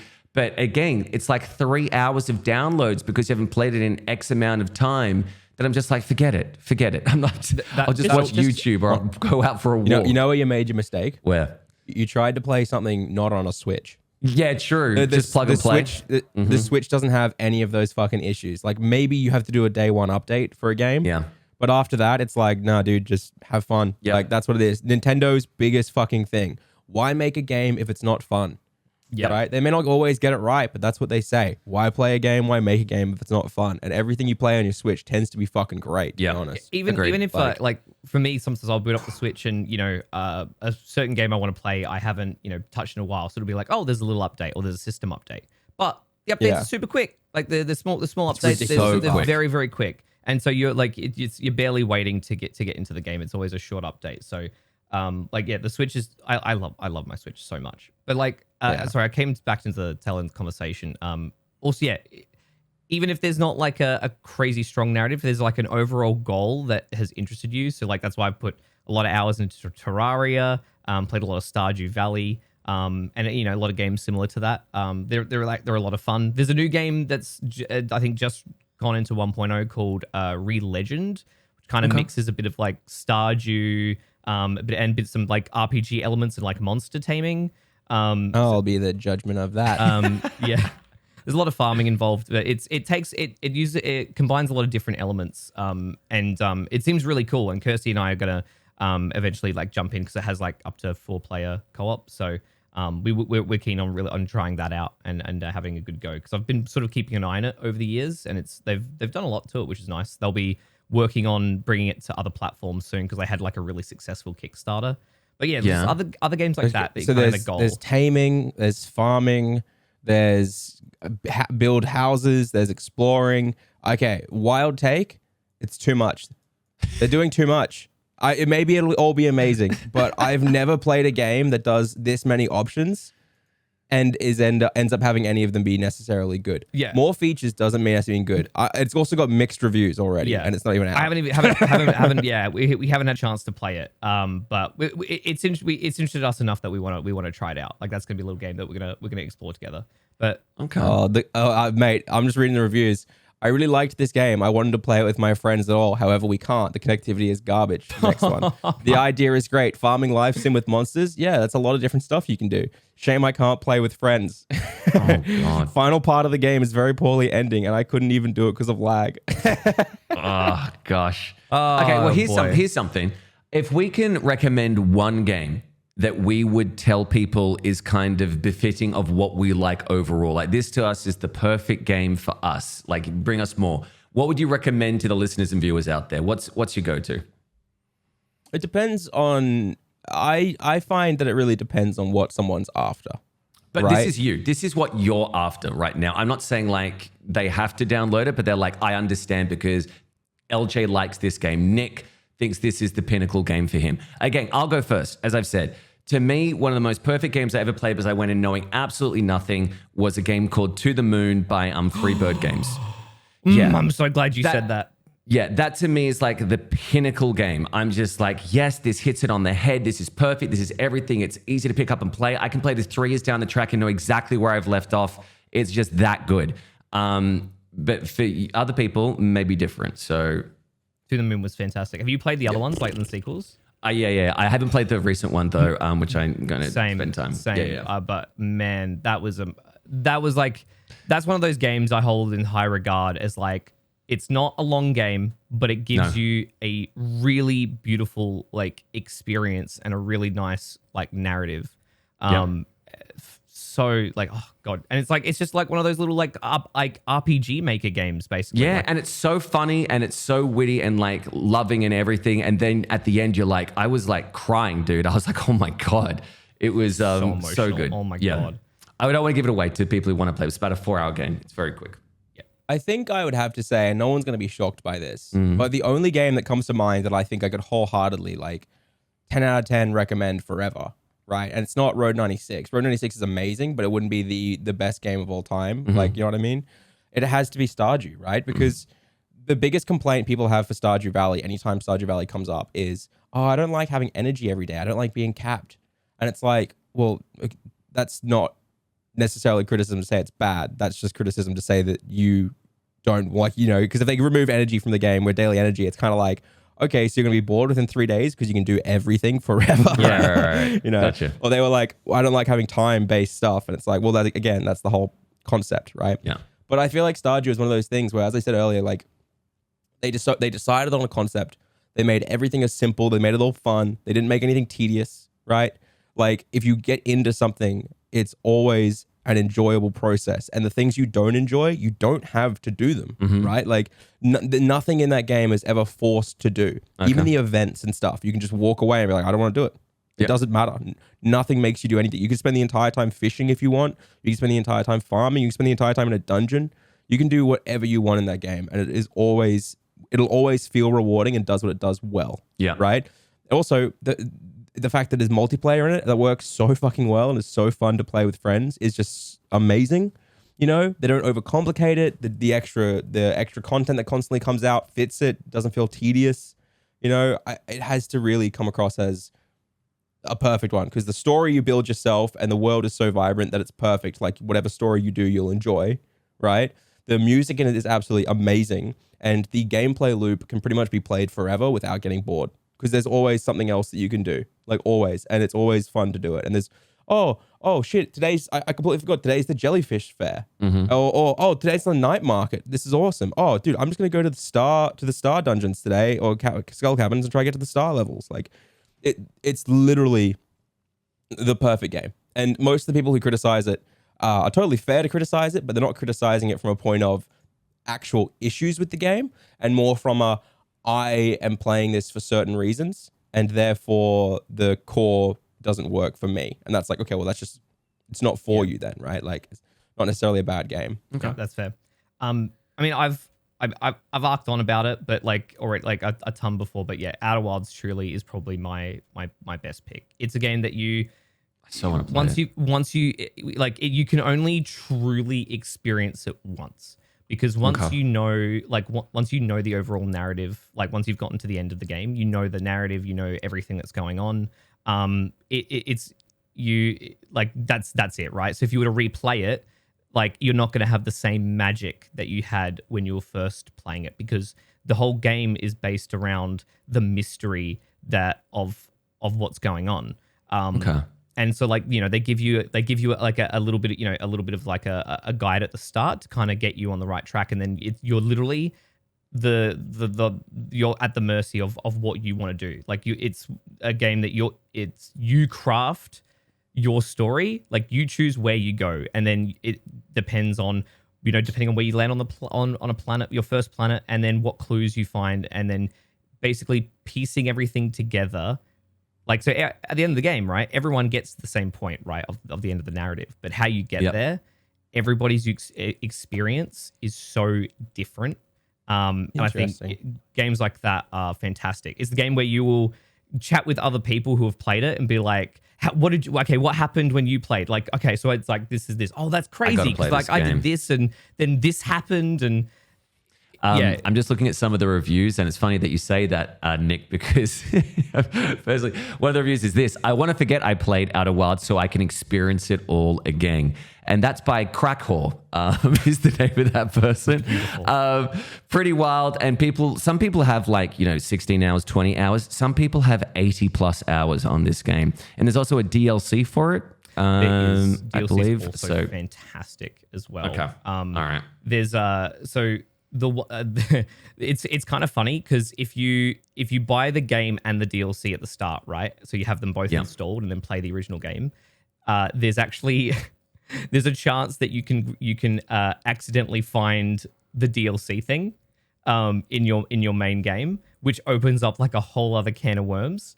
So it's an interesting experience, but I recommend if people are going to play Outer Wilds, just buy the game first and play it, and then buy the DLC and install it. That way you've experienced the game at its core first, and then you can hunt where the for the DLC. So I really recommend it as a game that will offer you an experience that you probably have never really had before. That's really different, but something that will always be very memorable.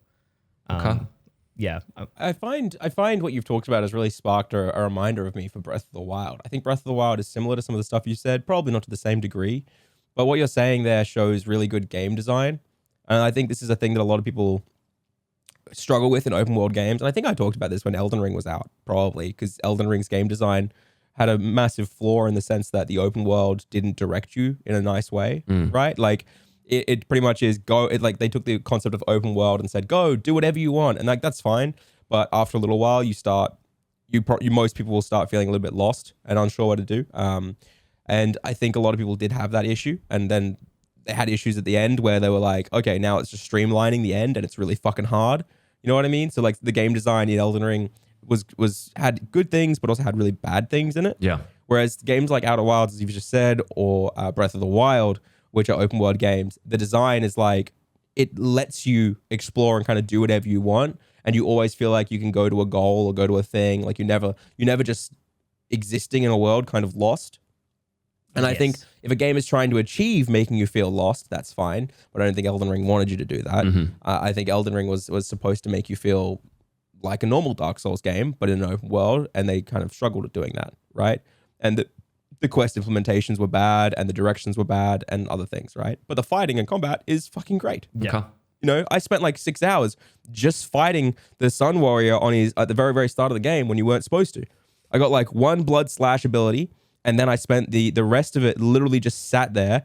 Every time this knight would try attack me, I would dodge roll, blood slash. And I spent like 4 or 5 hours doing it, had like 300 people watching me do it. And finally, when I beat it at 3 a.m. in the morning, we all just started screaming. Right? Like the chat was fucking screaming. I was screaming. It was amazing. And it was a good game. But at the same time, I'm open to saying that I think it had major flaws. Yeah. And also not to mention the fact that when you play Elden Ring, the amount of times you will verse the exact same fucking enemy, but he'll just be a different color, or he'll just be like called the dragon version, the dragon warrior now, or something like that. Like it'll just be like a blood swap. Like because gaming has these things called blood swaps, which I'm sure everyone knows. They may not know the term though, which is like you just fought a wolf in the level 1 of the Final Fantasy, right? Now you go to the next zone, it's called Fire Wolf. It's the exact same model, it's just red. Right? And shoots fire. And Elden Ring really struggles with that, I find. I found that I versed the same enemy and the same bosses reused over and over and over, which is part of the story reasons, but because no one knows the story of Elden Ring without looking up a fucking video about it, like that doesn't matter. It just becomes that you're versing the same shit over and over. Oh, you're versing another lizard warrior, right? And it's like, but you don't really get a choice because so much of the game requires you to verse those same enemies over and over and over. Whereas something like Breath of the Wild, sure, there are like 20 Taluses, right? You don't have to fight a single Talus if you don't want to. You can skip every single Talus if you really want. If you're fighting them and you hate fighting them, you don't have to fight them. Yeah.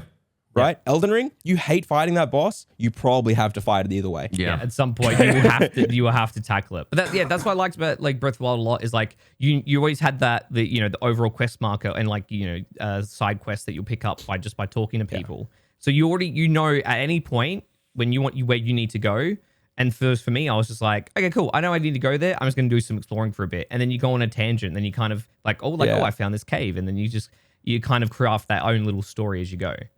I think also you don't even need. I think this is how I think a good sign of a game design. If you removed the quest markers and the quest log, would it still be as clear as to where you're supposed to go and what you're supposed to do? Yeah. And I feel like Elden Ring had no quest log, and that's fine. But if you removed the like goldy things, people would be even more fucking lost than they already were about where to go and what to do. Yeah.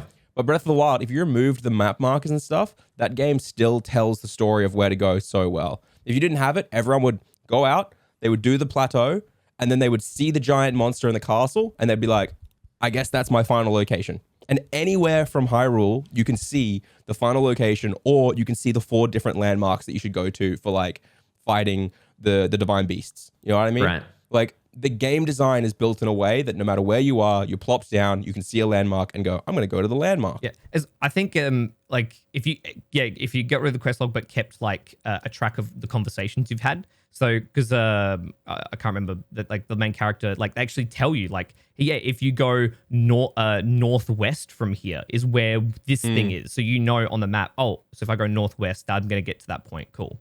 And so you know that eventually that's where you need to go. So like they're very good in like explaining stuff. No, 100%. But I'm saying a game. If a game goes even further, like if you removed that from Breath of the Wild, I still think people would have a very similar experience to what they had playing it with the quest markers and with a quest log. Right? If you removed all of that, I still think the game is designed in a way that people will go out there, they'll play it, and they'll still have the exact same. I mean, Hyrule Field. Oh my God, why am I here? I came here because there's a giant castle over that way and I was going towards. I shouldn't be here. I'm being shot at by guardians, right? Which is what happens, right? And I feel like because the game and the world is designed so well, you do just feel like you will always still follow the same kind of routes that you would as a normal thing. And I think that's a really big sign of good game design and good game dev when you don't really need to have anything. The world teaches you and guides you itself, right? Yeah, I actually I actually agree because I just thought I thought back to how like my experience where it's like for a long time during my gameplay, guardians were really they were scary. Like I didn't know how to properly tackle them, and then eventually. You find some shrines or you talk to certain people that teach you how to parry or do certain things. Then you get you finally find a guardian weapon that you can pick up, and then you realize, wait, hang on, this does more damage to them. And so it's like it's really, really great how it just kind of teaches you passively. So yeah, I actually agree with that as well. I think there's also not many games that do that. I think Odyssey does that really well as well. Actually, I think Mario Odyssey is a game that I think when you pick up. It's very, very like, you're like, okay, I can do these 3 moves. But because those 3 moves are so basic and so easy to perform that once you've played it for a little while, anyone can start doing cap jumps, which I think is one of the most amazing things was watching Reapz play it for a couple days and then me being like, hey, this is how you do a cap jump, do this thing. And you were like, how do I do it? And I said, throw, hold, run into it, throw again, dive. It took you 3 attempts and then you performed a perfect cap jump. Yeah.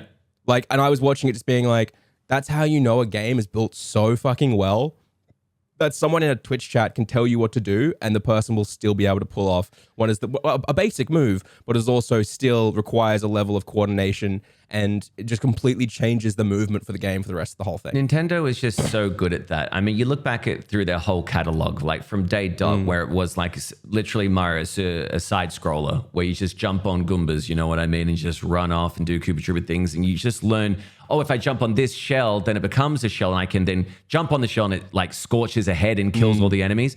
Like they're just so good at it. And here's the thing, because I know that there's a lot of talk recently about the new Breath of the Wild that's coming out next year or so. And basically from what we see, it's kind of like it takes place above Hyrule, kind of in the cloud section, everything like that. Yes, on and below. Yeah. We don't really know. We don't know yet. My theory is that the stuff in the sky are flashbacks to a past Link. Okay. This is my theory. I have the theory that like because I had this theory for ages that the old hero, the hero of the Zonai, was like a previous incarnation of the hero, right? Who's Link. And I think that this is going to be Link accidentally awakens proper Ganon. Master Sword gets broken. Actual like evil calamity comes out, not like fucking just Ganondorf again. Yeah. And it's flashbacks as to how they sealed him originally. Okay. And so present day Link is having flashbacks to the Zonai version of Link from like hundreds of years ago. Right. And that's all the Sky stuff. All the Sky stuff is in the past. That's my theory, and I'm sticking to it. And I'm sticking to it. Intriguing. So I wonder, like, with this, because they do always like to put little caveats. Like, you look at Mario, like, you see Mario 64, right? And that was the first 3D world, and they just nailed it. Like, people still play it to this day and speedrun it because of the movement, everything, the level designs. It's phenomenal, right? And Smart. It's also not. It's not luck either. No. You just mentioned the move. You just mentioned the movement, and I think a lot of people play a game and they assume that they just got lucky with the movement, but it's not. Like they straight up tested it and said this doesn't work when you have these types of cameras. We're going to do this other type of camera. This doesn't work with this kind of stick. We're going to do it this way. Like they fucking made that movement so carefully. But I think a lot of places, games these days are like, all right, we're just going to give you 2 sticks and make the camera free and fucking go nuts, guys. And it's like, that's not how this shit works. Yeah. So sorry, keep going. No, I'm just saying that how good they are at establishing a foundation and a base and then being additive to it. So then you had Super Mario Sunshine come out, where it's like exactly the same, you know, in terms of like a 3D world, but we're adding this water pistol to you where you can use it as a jet, you can use it as an actual weapon, and you can then slide on the water that you've done. Like genius movement. They've added to it. You can go faster now, right? And then they go with like Super Mario Galaxy, where it's like you're now on freaking planets, right? And you can use your motion detection Wii to like go around planets and zip, zoom, go there, and there. They just know how to like actually make a game work around the hardware that you're using. I think better than anybody else out there. A lot of people just do, you know, it's a port for this, it's a port for this, it's a port for this. But with Nintendo, they know they have to make it natively to this platform, right? And because of that, that's why I feel like it excels better than every other like PC game or PC port, because they know exactly the kind of limitations and foundations that makes it so unique. So I'm really interested to see what they do with Breath of the Wild 2, because the thing in the back of my mind is always like, okay, if they're going to use the same world or whatever it is, how are they going to expand upon it that I'm just not feel like I'm retreading old ground? Like they always have this little, I don't know, card up their sleeve that they're just like, oh, and by the way, boom, you know? Yeah. I think it's interesting, right? Because someone's going to bring this up in the comments. They always will. When you talk about how good Nintendo is, they'll be like, "Well, there are bad Nintendo games too," and you're like, "Well, yeah." But like, if we're talking Zelda, let's look at Zelda for a second. Probably the Zelda game that most people bring up as a bad Zelda game is Skyward Sword, right? But Skyward Sword, most of the reasons people disliked it aren't because the gameplay was boring or unfun. It was just because the story was really exposition heavy at certain points, and then the pacing gets really bad. Right? The pacing near the end gets really bad. And like, those are totally fair. I'm willing to admit those. But if you compare Skyward Sword to like other games that aren't Nintendo and stuff, it's still a fucking great game in ideas of like how the gameplay works, how the sword fighting works, how all the items are, the dungeon crawling, everything. And it's just so funny that it's a bad game for Nintendo, which is like a fucking 10 out of 10 for like most studios. Is that not like such the fucking weirdest thing though, isn't it? Like, and I really am not a fan of Skyward Sword for a lot of the reasons I just mentioned, right? Like the game near the end is like a 30-minute cutscene of exposition, like, and then they still barely tell you anything. And then there's all these other parts in it where it's like, oh, I know you're the hero now and I should help you, but I need you to do this other thing first. Yeah. And it's like, well, I'm what? Like what? Like doesn't, you know? But that it's all worth it for that ending moment as well. I think like 80% through Skyward Sword, I straight up said, I don't know if I can keep playing this. I'm really struggling. But then when I beat it, I was like, that was a 9 out of 10 game. That was fucking sick. Which is so interesting that there's that one bit that fucked it all up, but I pushed through and it was amazing. Still got through it. Okay, so I mean, speaking of like gaming experiences, I mean, I think all three of us have played an extensive amount of Minecraft. And so whether, you know, through like obviously through content and things like that, but where does Minecraft sit with you boys in terms of like a game as a whole and your experience? That's a good one. Pretty low, to be honest. I know it sounds weird to say. I love Minecraft. I enjoy Minecraft. But at the end of the day, unless I'm playing with friends, I can get bored very quickly. And the problem I have is that Minecraft, for me, I don't have any reason to go to the end and fight the dragon. Like the game doesn't push me to do that for any particular reason.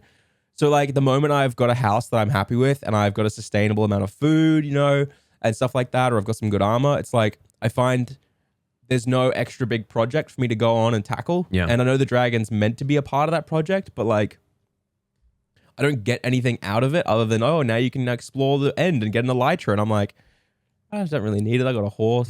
I'm running around. I've got my farm, you know? Yeah. But I enjoy playing with friends because with friends, they have all these big projects they want to do, and it's like I can go play with them, or they want to fight the dragon, I can supply them and stuff. And so for me, Minecraft as a whole, I actually think it's pretty low on my ranking list, right? But I don't talk about that very often because anytime I say that, people say, sounds like you're just not creative, which is a big thing in the Minecraft community. If you find it's like, so I don't know.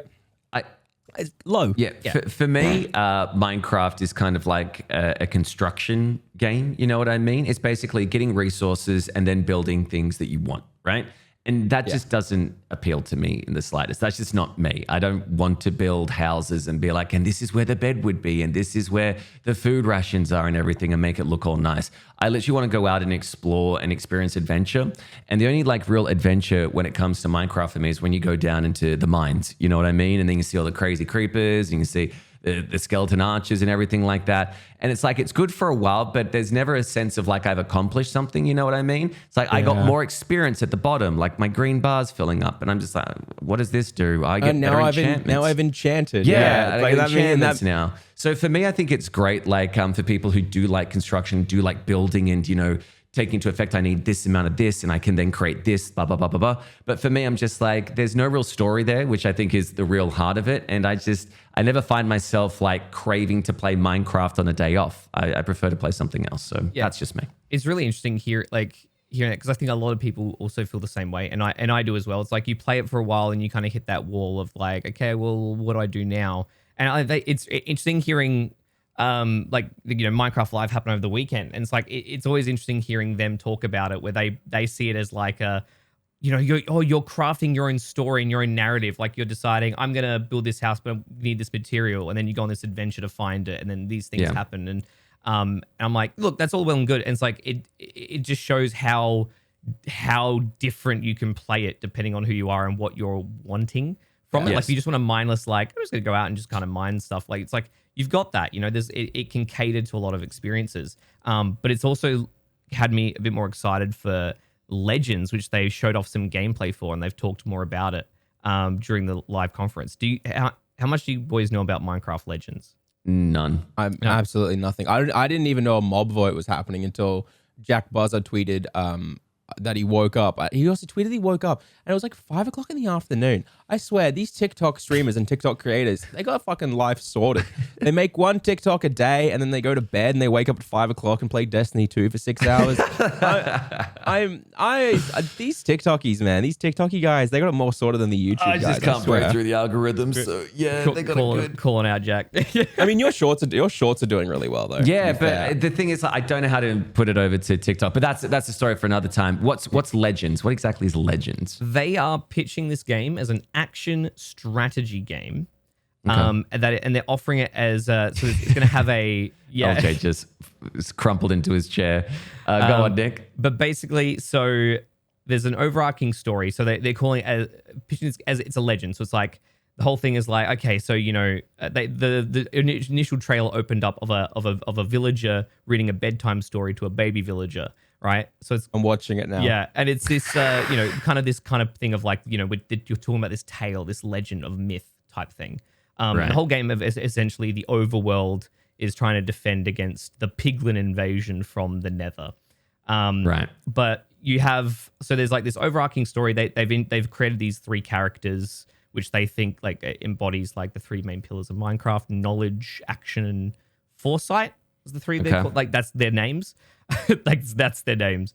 It looked like when they showed off the gameplay, it looks interesting. Like there's still a lot of mystery in terms of and vagueness of it all. But you essentially have 3 items. So you can spawn different types of mobs that are essentially your units. It's almost like the Minecraft version of Total War in a sense. Like you play as your own character and you bring mobs into battle that have their different unit types to fight like the enemy piglins and stuff. And you grab resources with like using the loot. You direct these little like fairy things called Elays. So you can gather resources. You can build structures mid battle, bridges, like arrow towers, things like that. And then essentially, you're just like you're slowly like kind of taking out little encampments, big portals that you find of them like flooding into the overworld. But that's as much as they've sort of shown. Right. So we're still gonna. Okay, I've watched the whole trailer. It looks shit. Yeah, it's like I'm kidding. I'm kidding. I'm trolling. You're gonna get so many. Yeah. It's no, It looks really it's fair shit. because like they still haven't shown off much, but like I'm still intrigued by what they're talking about in terms of like they said there's going to be a lot of sort of player choice in sort of how you go about the game, but the overall sort of string of the narrative is kind of like the same. They sort of keep pushing forward like the player stories are the real magic. So I'm interested to give it a shot and see how it goes. It seems The trailer looks what you said. It looks like Total War, right? Yeah. But you know what it sounds like to me is they're trying to give Minecraft an actual story and like, hey, you know how when you play the open world game, all those portals are all over the map and stuff like that? Yeah, that's because of Minecraft Legends. Like, this is the thing. This is where they come from. And they're trying to give it an actual, like, story. Similar to how Hyrule Warriors was like, remember how, like, Link is dead at the start of Breath of the Wild? This is how it happened. You know? It's like, No, straight up. I think, like, all the like, those abandoned, rundown, like, fortresses in the Nether, right? It's like kind of giving context to them as like, there was this big pig civilization of pig people living in the Nether. So I don't know. It's interesting. Like it's offering a different experience. I'm sure it'll be good. Yeah. Here's the problem. I'm sure it'll be good because Minecraft very rarely miss. Even Minecraft Dungeons was inherently like a win. It died pretty quickly, but it was inherently people did love it. Yeah. Apparently now it's like a lot better. They've added a lot of stuff to the game. There's a lot more content, which is pretty cool. It should have needed to launch with stuff like that though. It's the problem, it right? launched Like super bare. And that's one of the biggest problems the games have these days is they launch really bare just to try get it out and get things happening. And it's like, well, Halo did that and look what happened and no one learned the lesson, you know? Yeah. Boys, should we, because I think we're getting close to the 2-hour mark now and we've been talking a lot about games, but hopefully people like hearing this because I love talking about it myself, going in depth to kind of what makes a game good or what we look for in games, because I think there's a big difference between what we look for in games and what makes a good streaming game. That's why we talk about our offline games, because you know that there's some games that you cannot play on stream because people are like, oh my God, not this piece of shit again. You know what I mean? I think a lot of people are making Twitch accounts just so they can just stream so whatever the they hell can play they it. want. Like, it's like, hey, if you want to watch me, come to this account instead. Yeah. Kind of like the YouTube Which inherently, channel. it also weirdly makes like no sense. Oh, Because for sure. like, it's like, well, just stream it on the Twitch one. You're going to have the drop in viewership anyway. What's the point of splitting this shit up? Yeah. Like if you're going to stream extra time, just put it all in the same place. They're going to come back for the normal fucking Minecraft you want to do anyway. Like, it's not like YouTube where it legitimately causes issues to like branch out too much. It's one of the few upsides of Twitch is the algorithm doesn't give a fuck if you have a low stream today. You can just go back to doing it tomorrow. I don't understand the alt account stuff. But if we want a Q&A, I do have a question here for us. Yes, let's go. Which is very on topic. It's from Jubaneta, who says, loving all the content on all ends. Greatly appreciate you guys sharing your struggles. It's honestly inspiring to see you grow on other channels and social media rather than Twitch. Damn straight. Question. I know it's important to have a niche. By the way, boys, how annoyed does it make you when you hear Americans say the word niche? Did they say Nietzsche? They say niche. Isn't that like a philosopher? Nietzsche. Yeah. Oh, God. That's neat. That's someone. know. Yeah. But no, they say Nietzsche or Nietzsche and stuff like that. They say it as a kucha rather than niche, which is hilarious. I hate it every time I hear it. Nietzsche. It's so bad. Ugh. Okay, it's important to have a niche, and I also know it's important to diversify platforms. But being that each platform has different algorithms for various styles, it says it like that, of games and even video clips, how important is it to consider your niche in regards to diversifying content? And do you think streamers should try and niche into categories that are more diversifiable? I would love to talk about this because I find that if you have picked a strong enough niche, it doesn't matter what platform you're on, you can always make it fit the format, right? And I want to talk about a really good example of my niche, right? So for a while, I've been throwing a lot of stuff at the wall on the Eljay channel, trying to figuring out what I want to do, right? Yeah. And people have been like, Eljay, you're not taking your own advice and niching. And it's like, well, I didn't know what I wanted yet, right? So I made a lot of content and then I put something out and I really love doing it. And now I'm niching into what I love, which is shock and horrors, the Nintendo and the Pokemon side of things, right? And the reason I'm niching into that and why I realized I loved it was I didn't realize I could do it on YouTube because in my head, I was thinking like a streamer and it's like, you can't keep playing the same games over and over and over without adding something to them, right? But on stream, there's not much to really add. So I'd kind of like closed off the idea of doing Nintendo stuff. But then when I started doing YouTube stuff in those fields, I was like, oh, if I'm doing it offline, I can do this. or I can add this, or I can try this out. And I've got like 50 ideas there, and I'm actually excited for every single idea, right? And because of that, now that I'm kind of like, I have my niche, my diversifying is also much easier. I'm able to make shorts and TikToks in it, right? But what people always, the step that I think most people fail to do, and this is what I want to say, when they make a niche, they don't do any research on the platforms about it. It's like for me, I didn't have to do much research because I'm already spending most of my offline time watching, Alpha Rad play Nintendo, and then watching shorts of people in the Pokemon space and the Nintendo space, watching Breath of the Wild speedruns. Like, I don't have to research it because I already spend most of my time in it. So when I started making my shorts, I knew exactly what worked and what interests people and what would kind of fit, right? So I didn't have to worry about whether it would work or not because I kind of already had seen what worked. But I think a lot of people are they'll spend all their time watching, I don't know, Ludwig, right? But then they're going to go and try and they won't even watch, or no, that's a bad example. I think it's better to say people won't watch any shorts, then they'll convert clips and they'll go, why didn't it work? And it's like, well, because you didn't do any research or legwork. It's the same as like people will make a thumbnail for something and I'll be like, that's a shit thumbnail. And they'll go, well, how do I make it better? And I'm like, well, go look at what worked for others. Yep. Have you done that? Have you looked at anyone in the same space? And like, no, I don't really watch people in this space.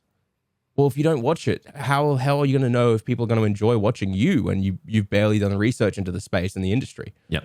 I think too many people just like throw stuff at the wall without doing any kind of legwork to understand it. So to answer the question, the core question of, do you think streamers should try niche into different categories and different things like that? No, I think you should always still target a key demographic of people who enjoy something.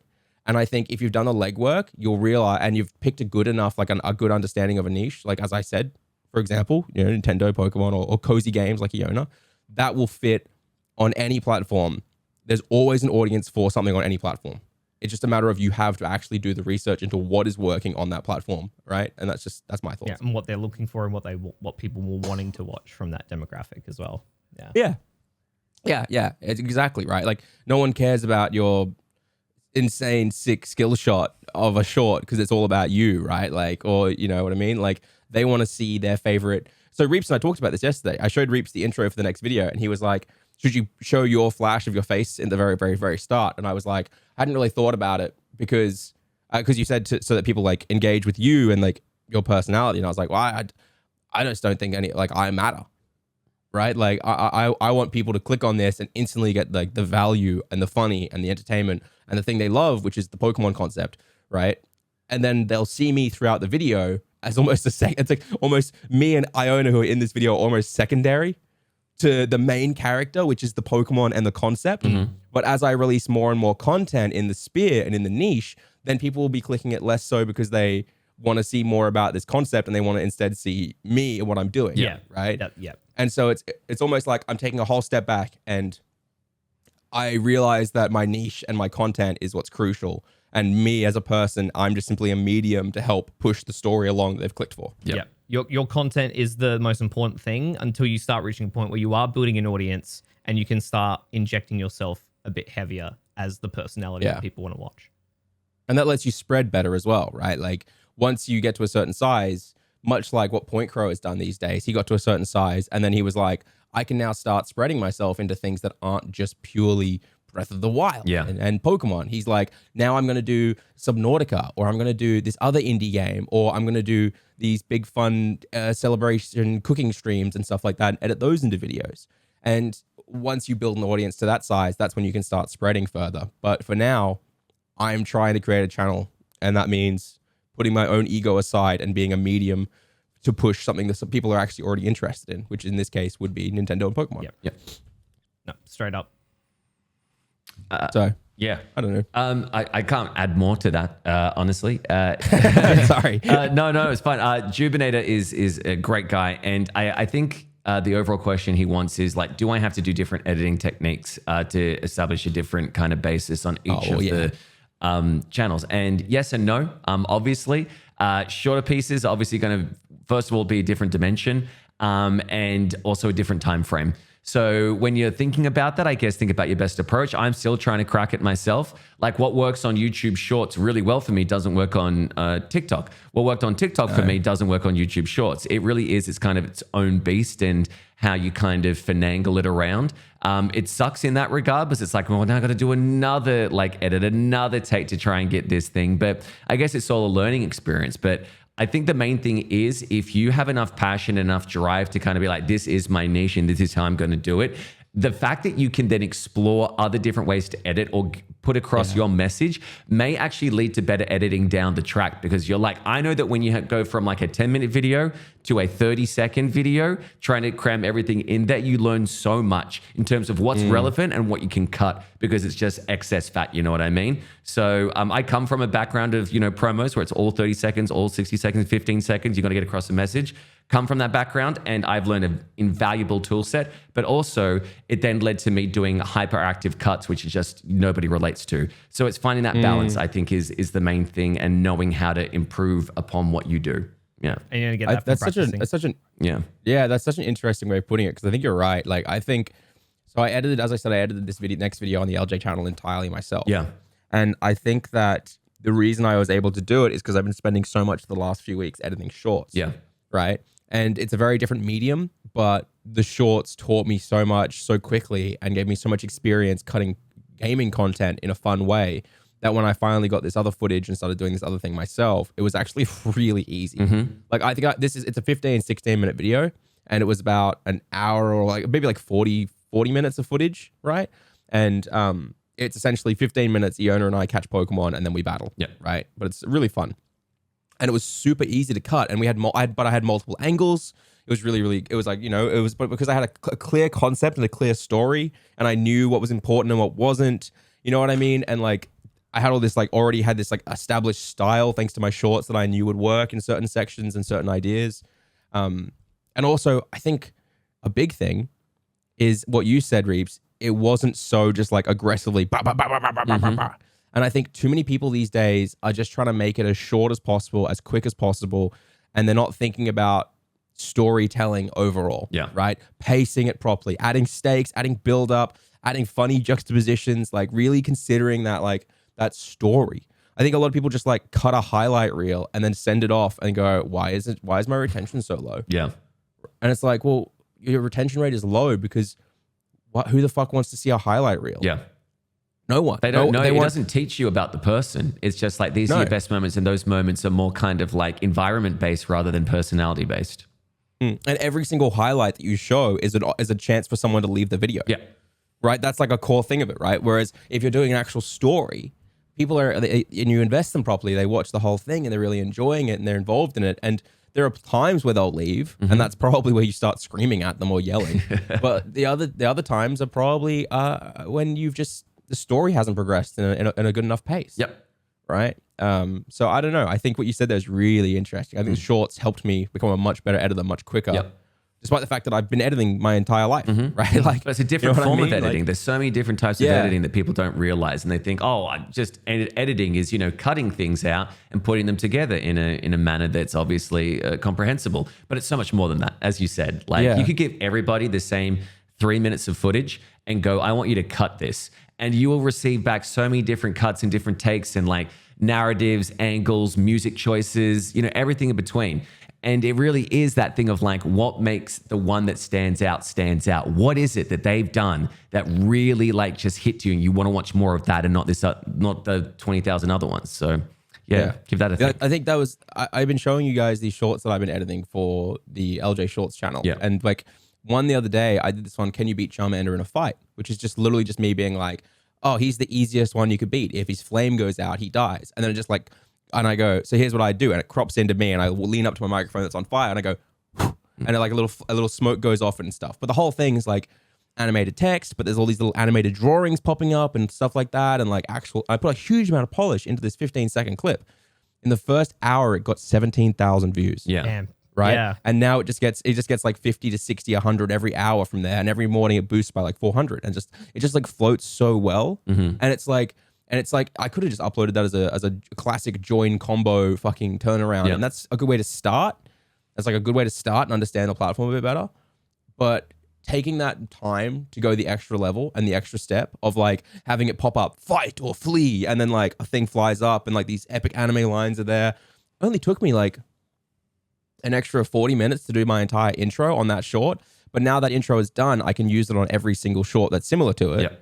And it ups the production value across the entire board as well. I'm so glad that the concept's working for that. I don't worry, I gave you a shout out in the video. Don't worry. Thank you. I didn't.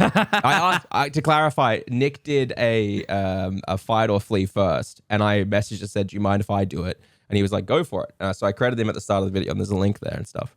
But it's just one of those things where it's just like, I don't know. I think that the editing side of it has, I wouldn't have been able to cut the latest video myself had I not had so much practice with footage in the gaming space. You know what I mean? The clips, cutting those clips up in those for a month there. Cause I did 30 clips in a month, one every day. And that gave me so much fucking experience on how to edit game footage. That when I was then given 40 minutes or 2 40-minute clips, right? With talking heads, everything that I had to mix together into this game footage of EO and I both playing Pokemon. It was easy. Yeah. It was so easy because I knew exactly what could or couldn't be cut, how to line things up. You know, I don't need to say this twice. And also it made me, I think it made me more aware of what works in recordings and what I should say and what I shouldn't say because I had more practice with it. Yeah. So I think what you said, Reapz, is really, really good. Yeah. Like it's yeah. I gotta say as well, I like what you're doing with the Pokedex entries as well. I think that works. It's such a great little thing to do in like the short/TikTok format. Oh, you mean the Gengar one? Yeah, like the Gengar one you did. Yeah. I need to cut it in half though. It was a 40-second short reading out a bunch of different clips of like Gengar's Pokédex entries and how he's the creepiest Pokemon ever. But I need to cut it in half to be about 20 seconds because the 45-second one it did well, got like 5,000 views, and it still gets about 100, 200 a day right now, or an hour right now. But the problem is the retention rate on it is like 70%. Is this on? Which is really, really bad. Is this shorts or TikTok? Shorts. My TikTok gets like 3,000 views and then does nothing. Right. But I love it as well, Nick. But yeah, like really interesting. It didn't have the same retention rate of stuff, which it could be that it needs to be 20 seconds instead of 40 seconds, or it could be that I need to become a better voiceover. This is really weird to say, but it's really hard to do VO confidently. Like if you guys watch the new video that comes out, the first like bit is VO, and it's like, I gave me and Iona 15 minutes. You know? Granted, I've also got COVID, so like my VO for it is like, I go over all this stuff, and then but like you think about it, like as a streamer, I'm fine. I talk, I'm good, whatever. But the moment in stream team videos, I'm fine. But like the moment I'm doing VO, I'm like with no face. It's like, hey guys, hey. It's a funny thing because I used to have to do VO for Disney Junior for the Australian channels, right? And it is like, oh, it's so easy to do. Like in my head, it's so easy to do. But then when you're in a room with a microphone, with headphones on and a script in front of you, and then people out there watching you do it, you lose all sense of like acting natural. So my first few takes are like flat. You know what I mean? And then it's like, hello everyone, welcome to Disney. And then you're like, hey everyone, welcome to Disney Junior. Tonight at 7 p.m. we've got Doc McStuffins, you know? And so you're actually so animated in this fucking booth. You're like a crazy person. And every time they used to direct VOs, they would be crazy. They'd have to be like larger than life in the booth to get across that enthusiasm that they had. I'm Gilbert Godfrey. Gilbert Godfrey, yeah. It really is like that. So that's a great thing as well. Practice your voiceovers because you maybe think, oh, it's the easiest job in the world. You just got to sound creepy or, you know, over the top or excited. Or the hardest thing to sound in a voiceover is natural. It is the hardest thing to do, especially when you're reading off of a script and it's not your words. Yeah. You're not saying it for the first time and you're reading it over and over again. You sound so scripted, and it's just that's a talent in itself. Yeah, it's funny you mentioned that as well because so part of the Minecraft live thing, so I got to be in this like pre-creator brief like last week. So it was like a bunch of people got invited and it was like a private briefing. It's basically giving us a heads up on the info before the live happened so we could kind of start prepping content. And so I knew straight away, I was like, I'm just going to do like a little quick rapid fire like wrap up thing. So I was recording VO for it, and I went with the route of dot points. Like I had my dot points for my speaking points, and then I would kind of go and craft it naturally.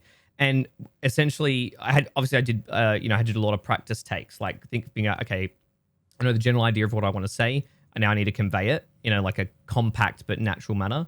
And after a few times practicing it, eventually, you kind of get that the effect you're looking for, where it's like you're concise, you're not tripping over words, you're not going like you're just able to like kind of hit the major dot points, still come across naturally, and then and be understood, and then you kind of move on. And so it was my first time properly doing that. So it took me a lot longer, but now that I've gone through that, like I feel a lot more confident in sort of what to expect and what I need to do, like for doing that again. I think the thing I was struggling with when I was doing my VO was that I wanted it to be very casual, like I was just having a conversation, but I still wanted it to be engaging and entertaining. Like I was pitching pitching this video story to you, but then I also didn't want it to be fake, and I was balancing all these things, and I was kind of like sat there, and I was just like, I feel like that's just the trick, right? Is figuring out where that balance is, and the more I'll do it, the better I'll get at it, kind of thing. Anyway, but editing for myself, this latest video, like I cut it because I just haven't had time to prep anything and do anything. So I was like, I need to do something. So I did it myself, and it's been the probably best experience I've had as a creator so far in terms of understanding why YouTube is taking so long versus, well, it's not actually taking long. It's doing really well, shockingly. This latest video I released on the Eljay channel, it's gotten so much browse traffic already. And by that, I mean, like, normally it's like all sub traffic. Yeah. Like my subscribers are clicking it and then it doesn't go anywhere else. But this latest one, I've stopped pinging the Discord. Okay. This is my tip to you guys. Stop pinging your Discord. Okay? Stop tweeting it. Stop sharing your videos to places that aren't video centric. Because people in your Discord, they're out having a wank or having dinner and stuff like that. They don't want to click the link right now, right? Like they're not looking for a video right now. And those who can click it and they click it, they're probably not looking to watch a video, which means they'll click it, watch for 30 seconds, and then be like, oh, I'll watch the rest later, and leave. And your retention rate gets screwed. Yeah. Like, so I've stopped pinging my Discord. I'm just putting them out, and like my CTR is higher, my browse is better, like everything is better, right? That's like, so good. and it's actually starting to roll together. It's weird. But yeah, I've learned a lot just from doing it myself, and I think I'll probably keep practicing and keep doing a bunch of them myself just so I learn. Yeah, Nice. I've only like I don't really ping. I've done this for a while. I think after previous conversations we've had, especially with our podcast as well, like we would wait like a few days before we put something out, like on Twitter or something, to be like, hey, this episode's out. But I think I like usually like a week later, I'll sort of put the video in the Discord to kind of like help boost some traffic to it, depending on how it's performing. But if it's going well, then I just don't even bother, and I just kind of let it go naturally. Easy. The only boosting I do is I make the shorts and tell people to go check out the main channel, which soon the shorts will be on the main channel, so I won't even need to do that. But like otherwise, I don't share it whatsoever, because the way I look at it is like YouTube knows who this video should be for. If I've done my job correctly, YouTube will know who this video is for, and the more I've niched, the more they'll know who the video is for. Right. The more signals they get. But if I share it to my Discord and a bunch of people click it, YouTube's like, who the fuck are these 30 people who clicked it? They all like different things. They're just clicking it for me, not for the content. Right. But if YouTube watches the video and goes, okay, the people who are clicking it are all people who normally watch Alpha Rad or these kinds of people, this is the kind of content that fits its niche into. I can give this browse to 2,000 impressions to those topics. And YouTube's smart enough to figure that out. And I think that people they're trying to do quick hacks and like share it to Discords and Reddits and Twitters and stuff to get those desperate, I need these views now. I just want to have any viewers. And it's like, just take a chill pill. All you're doing is hurting yourself for now. And I know that for a fact because I shared my stuff to Stream Scheme based on some advice I got. And very quickly I found that was good for getting quick views, but not good for getting long-term views. So I think I think unless the demographic who you're sharing it to, is sorted. So when I shared Stream Room to Stream Scheme, that did really well for us and has continued to do really well for us because that's the exact same audience demographic, right? Yeah. But most of the time it won't be the same. No. Well, hopefully we've answered your question, Jubinator, and we would love to hear more questions because we are back. We're back from PAX. We've got all the things. We're definitely going to do a Q&A episode sometime in the future. So please like, comment, subscribe, do all that stuff that helps us out. But I believe we are dropping frames at the moment. Boys, any last words before we go quietly into the night? quit streaming, become a vagabond, upload once a month on YouTube, and make millions and touch grass with your friends. Beautiful. Nick? Yeah, I hope you enjoyed last week's Scuffness and, as Eljay put it, the poo water cam. Yeah, Nick's poo water cam. I think here's a weird statement. I think I could save that footage. Really? I'm a certified colorist. I think I could save that footage. I actually studied coloring.